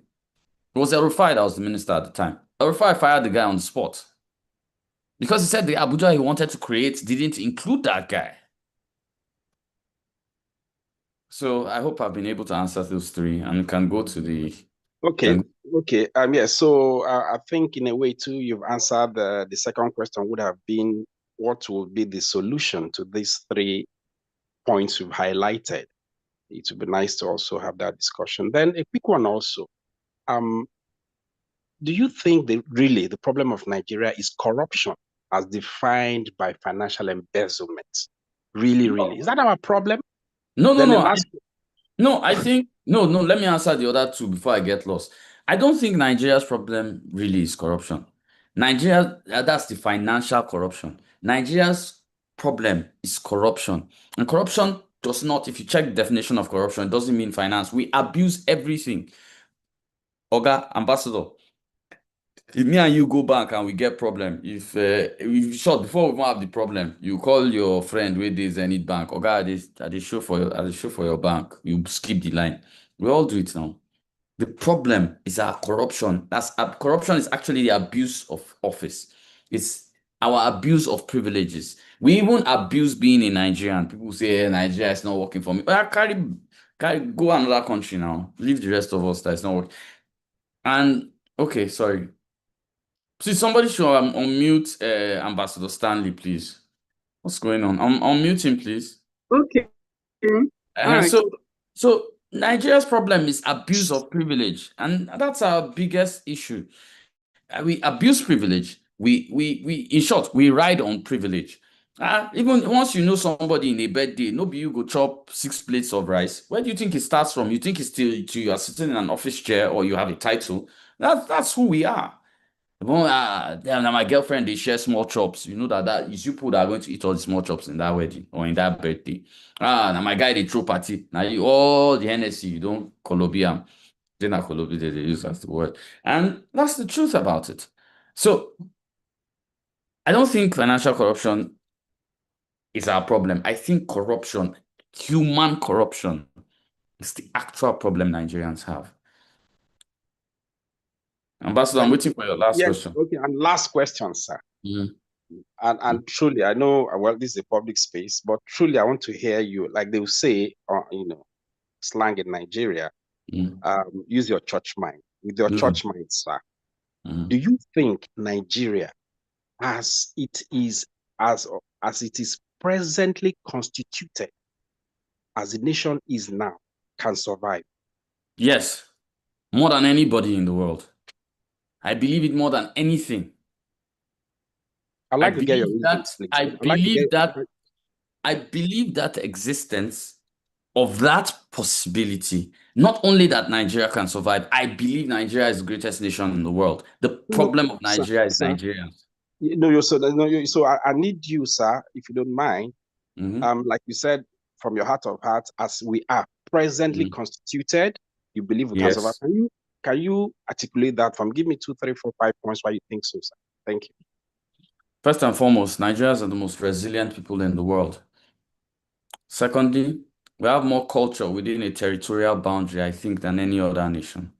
And when I mean there are countries that have more tribes, but the diversity between one tribe and another cannot be found anywhere in the world. Thirdly, Nigeria has probably come up with some of the greatest things in the world that are undocumented. Do you know that? Do you know that one of the first constitutions ever written by a people was actually written by the Igbos, I think, in Anambra? Do you know that? But nobody talks about these things. Nigeria has so many wins. We're so ahead of a lot of civilizations put together. Fourthly, man, we invented style and show off, man. God damn. Sorry, but that's so true. Such a Nigerian thing. We're so proud people, and we have quite the thing. Swag. We have the panache as the internet. And then lastly, I would say Nigeria has, and this is critical, Nigeria has about 5.4% of the world's entire natural resources. We cannot fail. I think that's what I would choose. So, sir, with all these very important points you've mentioned and very critical they are, and you still think with all of this, resilience and what have you, with the way the country is presently constituted, if we don't deliberately shake up, if we don't deliberately, when I use the word restructure, not in the term of regionals, no. If we don't deliberately restructure our country, you think Nigeria will survive? Well, I've heard your point, and I look forward to us having a more but let me close with elaborate conversation. let me close with this, Let me Ambassador allow others Stanley. to talk. Yes, sir. Yes, let me close with this, Ambassador Stanley. The problem is not the way Nigeria is constituted or Nigeria's constitution. The problem is that we have created a culture outside, a culture of leadership outside the constitution, outside the law, and we are functioning there. So it's not the constitution, it's not the way Nigeria is constituted, it's what we have chosen to become our way of life. That's where the problem is. You choose only to vote for somebody that has G-class. You choose only to vote for a woman if she's fine. When Natasha was having problem in National Assembly, we're shouting about it. We skipped the abuse that happened in Lagos with Miranda, the speaker, who Obasa came back, took over. They did a vote again. People wanted they exerted this thing. And do you know when last Lagos has produced a woman among the top 3? It's quite a long time. But we missed the fight. For me, the fight for Natasha was totally unnecessary, and you can quote me anywhere. I say it's totally unnecessary. The fight for Miranda was more important. The fight for Miranda was more important. When last did Lagos have a female deputy governor? I agree. She wasn't treated fairly. I agree with you. Yeah, she wasn't. And right now, she's even in court over an issue that Obasa is claiming that she created herself to become speaker, and she might lose a lot from that. Nobody wanted to fight that fight. Why? Is it because she's not fine or what? No. So don't you then think we're missing something important? This point you've raised. If we have a culture that is delimiting, because it's not about PR, it's not about representing Nigeria. If we have a culture that is not helping us as a nation grow, how do we address that culture? Because it's not enough for us to, I don't believe in lamenting, but it's not enough for us to keep saying, we will, we can, we're a nation of prospects. We've identified a culture that is killing us. How do we deal with that culture? Because that's the only conversation, that's the major conversation I think Nigerians should be having. Ambassador, I love your conversation. We have to allow other people speak, but me and you, I think we need to do a one-on-one. But I would say this. I would say this, and I need to say this clearly. The most marginalized tribe in Nigeria is Nigerians, and Nigerians have not yet had a Nigerian president. Understand what I'm saying? Absolutely. I'll buy you a drink for that. Absolutely. You're very correct. Yes, I'll wait for it. Correct. I prefer it cold. Thank you. Thank you, everybody. We've not had a Nigerian president. You're very correct. We've not had a Nigerian president. That's Nigeria's problem. Yes. Amazing. Thank you, Ede. Somebody is still appearing here. We still have Xiaomi number. Please change your name to the name you want to see on your certificate. Thank you very much. Now we'll move on to... Oh, the lady I saw here has disappeared. Okay. Chalia, Please go ahead. Okay, good evening, class. Good evening, Edie. Thank you so much for this very insightful class. My question, I don't know if it's a question or is a contribution, is based on the regionalization of our leaders, the executive. And you stated that it has never been regionalized, it's always north and south. But from observation, I think this regionalization issue actually starts from the party level, because it is what the party brings to as their candidates that the rest of the electorates are going to vote for.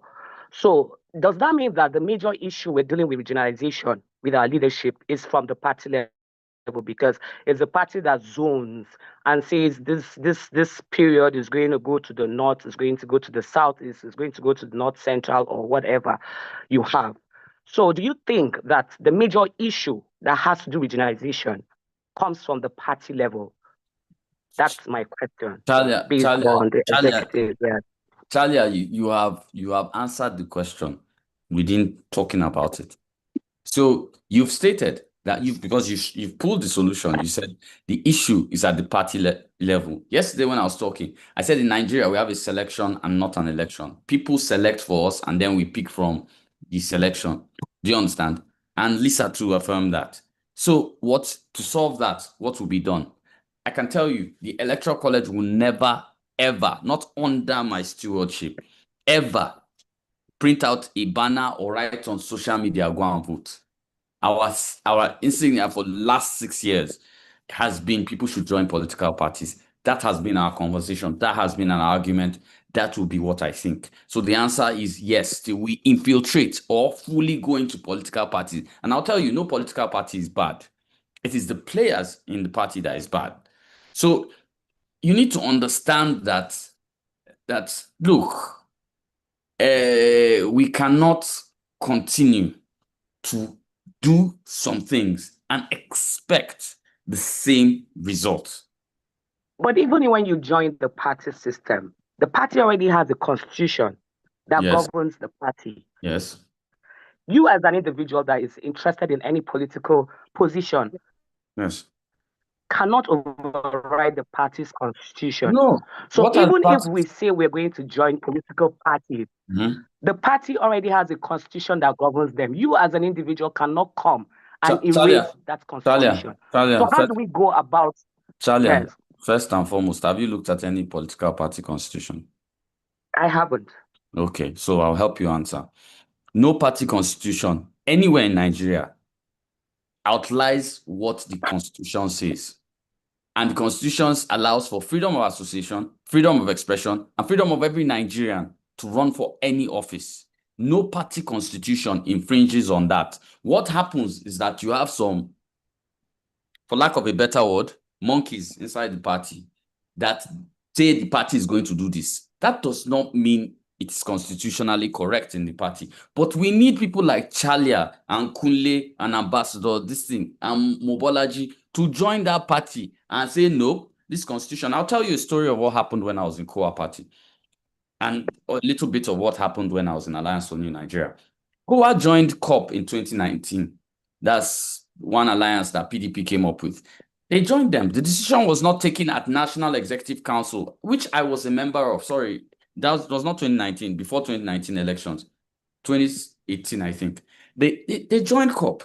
I pointed out, I came and I told them I was rescinding. I was National Publicity Secretary. And I said I was rescinding my position if they did not, that thing was not rescinded by COA. That led to the fall of COA. I'm not proud of it, but it also made me very popular because for once I stood my ground. And that was, do you know why? Because they had somebody like Ikunle Lawal. Now, who knows that? Everybody talks about GRV of Lagos. Nobody knows that GRV is a COA boy just like me. GRV's first ticket was local government chairman Ikeja was given. So you need those kind of people. You need people in those places. Talia, no constitution of any party. And I'll try and send you guys constitutions of all the parties. No constitution limits anybody. And if I've not done it, Talia, I will not say go and do it. I rose from zero to become a national publicity secretary at 34 or 35.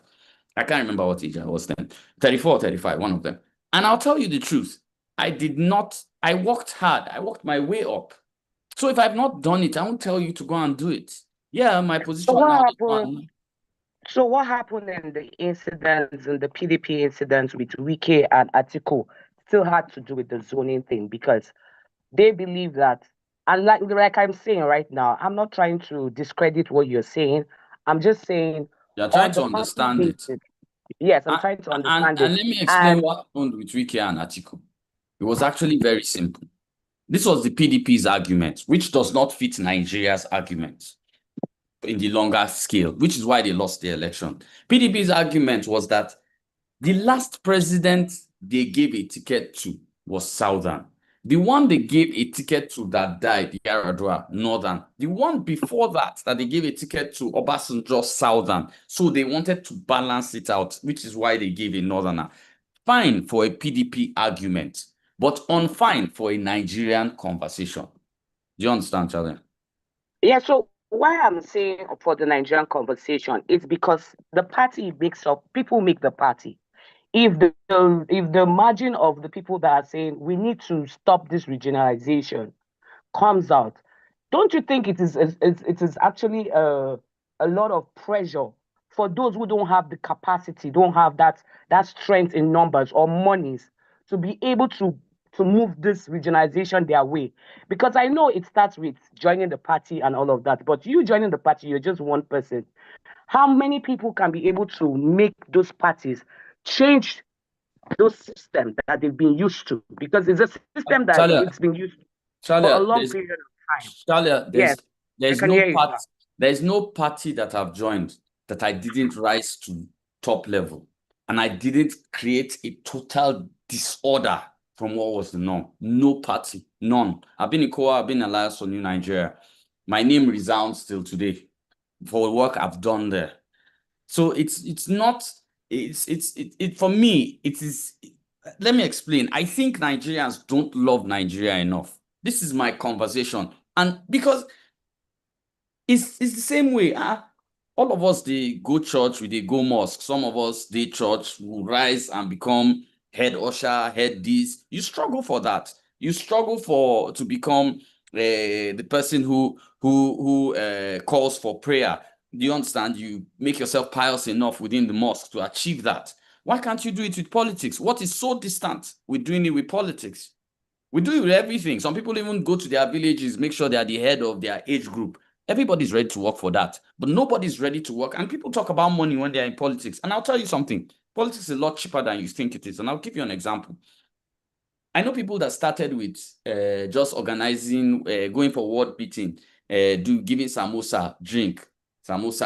Ward is small now. That's about 2 streets when they meet, drink, whatever. Before you knew it, they said they should be representing them in the ward, in the local government. Local government, they will buy some drinks, drop.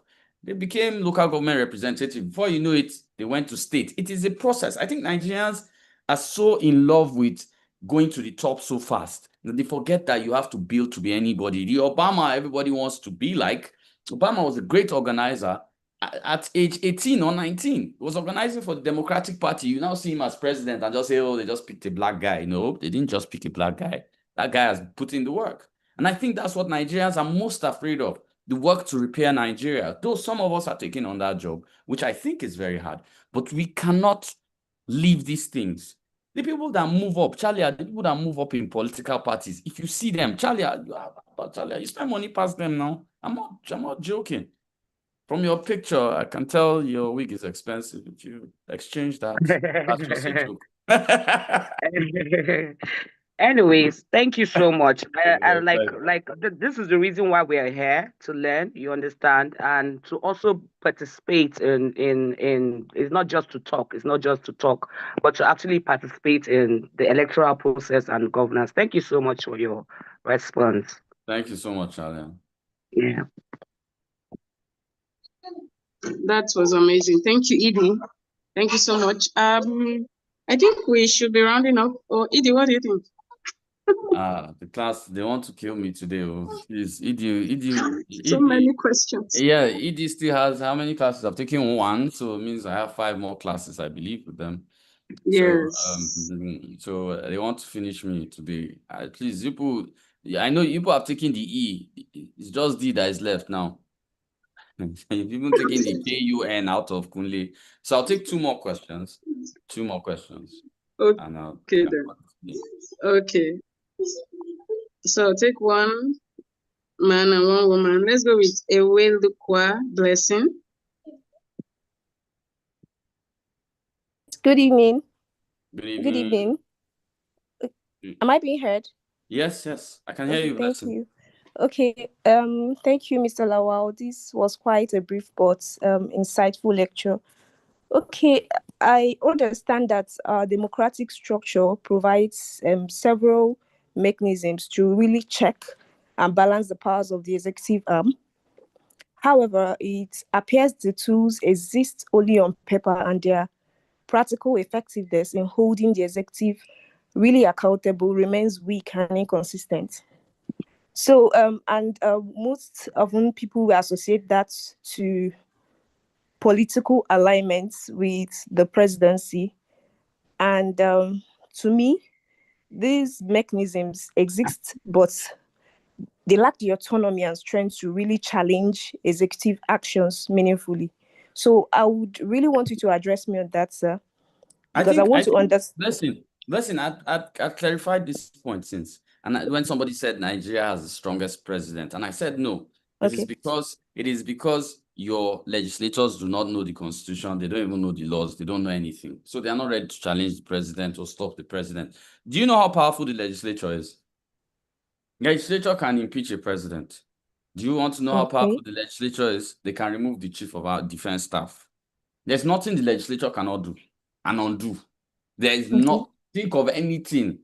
The most powerful arm in Nigeria's government is not the executive. Actually, it's the National Assembly. They can unseat anything. They can do, and look, let me tell you, they can declare state of emergency in Benue and send half of Nigeria's army there immediately. It's one order from the Senate. They have the power. Okay. But the inaction is that, number one, when you put a governor that, yeah, he did well in Akwa Ibom, but has no constitutional understanding apart from singing on your mandate, then you have a problem. All right, sir. All right, sir. Thank you so much. Thank you. The last person, Adetunji Oluwatobi. Ask your question. Thank you. All right, thank you so much. Good evening. Sorry, can you hear me clearly? Yes, I can hear you. Thank you so much. My name is Adetunji Oluwatobi, and I must thank ED for this insightful lecture delivered today. In fact, I've been so enriched. And as a rider to that, I have just 2 questions. Now, the first one is, I would like you to speak to freedom of speech and hate speech. Because most times when you hear people come up to hear their views, and these are concerns that has to do with their rights, it is always tagged as hate speech. So I would like you to speak to that. And number 2, I would also like you to speak to how can we solve this data issue, that has lingered this far? Because I have come to understand that many decisions are to be made, a lot of things are to be implemented, and you hear we don't have data to back it up. We don't have balanced data and things like that. So it's really a concern.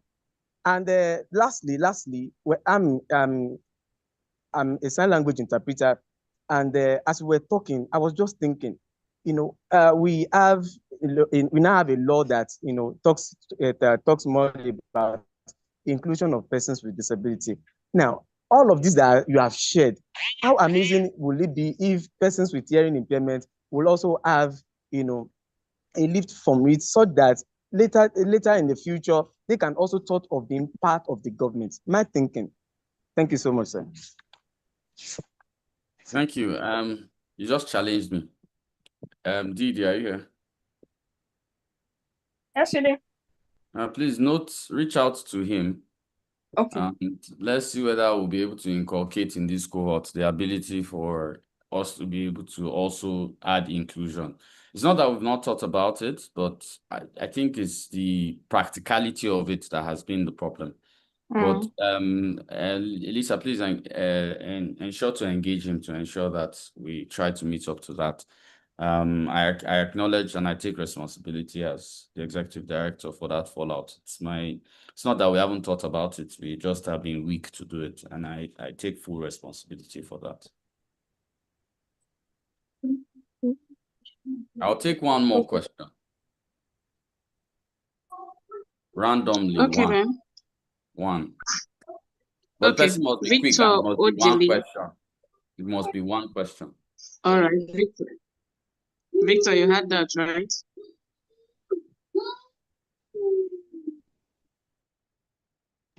Victor, are you on the call? Pick the next person. Okay, let's go with Patrick Igba Atta.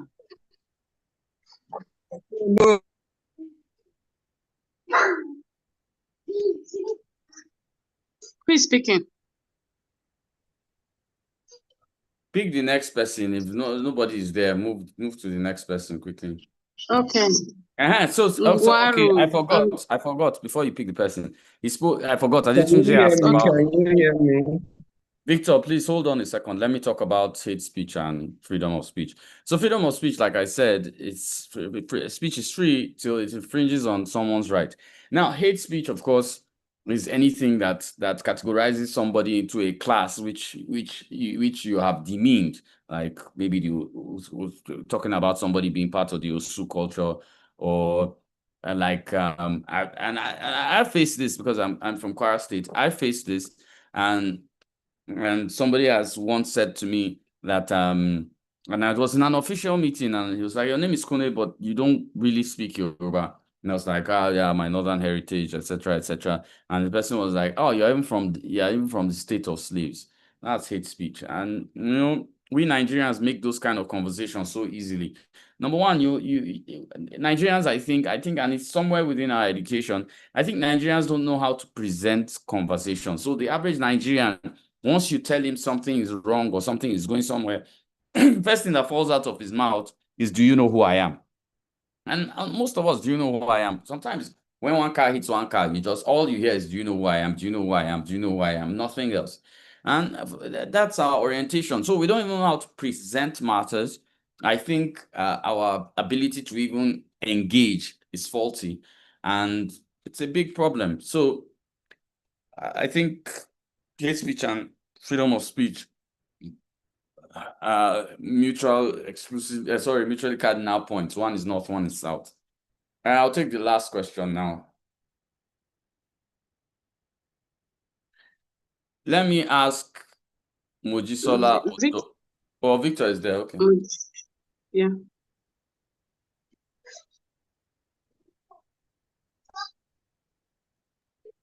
Okay. Hello, good evening. Good evening, Victor. Hello, go ahead. Good evening. Can you hear me? Yes. Okay. Good evening, sir. What I want to make is actually a contribution. You see, the citizens have continued to outsource their responsibility, and that is why we continue to have the kind of country we have. For example, with your Sodictis, 93 million registered voters, 8 million voted. You can now see, and these same citizens that outsource their responsibility, they want screaming for good governance. How is that going to be possible? First question. But now, I want to ask a question. My question is, hello? Yeah, we're here. I'm listening to you, Victor. Hello? Can you hear me? I can hear you, Victor. Okay. Now, the second question, this one is not a question. What I want to ask is, Victor, how do we... Victor, I said one question. You can't have a second question, just one. Okay, thank you. Okay, then. Okay, no problem. Okay, then. Let me see. Is Okay, there no any problem. other hand? Is there the other hand up?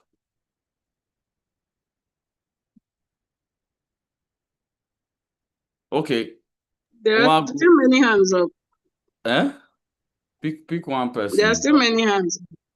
Okay, Mojisola Odole. Mojisola, please go ahead. Good evening, ma. Good evening, sir. Good Thank you for the opportunity to ask me a question, and thank you for the free book you spoke about earlier. So basically, I wanted to ask question regarding what our tutor yesterday said. She made mention of the fact that it is unconstitutional for legislators to carry out a constituency project and all of that. But then Wait, about a Moji, year, Moji, let me correct something. She didn't say the Constitution has no provision for constituency projects. It's not Lisa that said it. It doesn't exist. Do you understand? Moji, are you there? Do you understand? yes. So she's not the one. Okay. So you are saying, continue what you are saying. Yeah, about a year ago or so, Senator, is it Jarigbe Abi or something like that? I can't. Yeah. He spoke about in the House. He spoke about some senators receiving about 500 million naira each for constituency projects, while some got something lesser, or some got none at all. Then about a month ago, 2-3 months ago, Senator Jimo Ibrahim, he wrote something on his social media page on monthly remuneration or something like that for constituency projects that's been allocated to senators and members of House of Rep by the federal government. So I'm having this kind of is it conflicting ideas now that okay, does it mean that the constitution is saying something that is different and the federation is doing something that is different from what the constitution is saying? You understand? Moji, let me make it clear for you. When you're done with this class, carry Google the constitutional backing for constituency projects in Nigeria. There's none. It's not unconstitutional. So, like I said earlier, there is what the Constitution says. Nigerians are playing another game. The Constitution in Nigeria is not followed up to 40%, I hope you know. So, Nigerians are playing another game. And we, the citizens, are enjoying it because you all know you are complaining, but you don't care. Because it's not like it's hidden knowledge. Do you understand? Yeah. Thank you, sir. Thank you. So everyone, today was an interesting class. You guys don't want me to do anything. It's 7:12. Some people have to pray. We must be considerate of that. Thank you everyone for being part of this class. Tomorrow you have the local government. I think that will be quite an interesting class. It will be taken by the person who taught me local governments in university. And today we work together. So it will be a privilege to have Professor Abdullahi tomorrow. Look forward to a great class. Lisa, do you have anything to say? I'm done. Thank you so much, Didi. An insightful class. They did not want to let you go at all. Yeah, it's interesting that this cohort seems very eager to learn everything in one day. All right, so just to say that everyone should have joined their parties by now, because by Monday you get your first assignment. So if you don't have a party yet, please, and you have not found your name, please reach out to any of the admin, specifically Moriam. So that's just it. Thank you, everyone. Have a good night.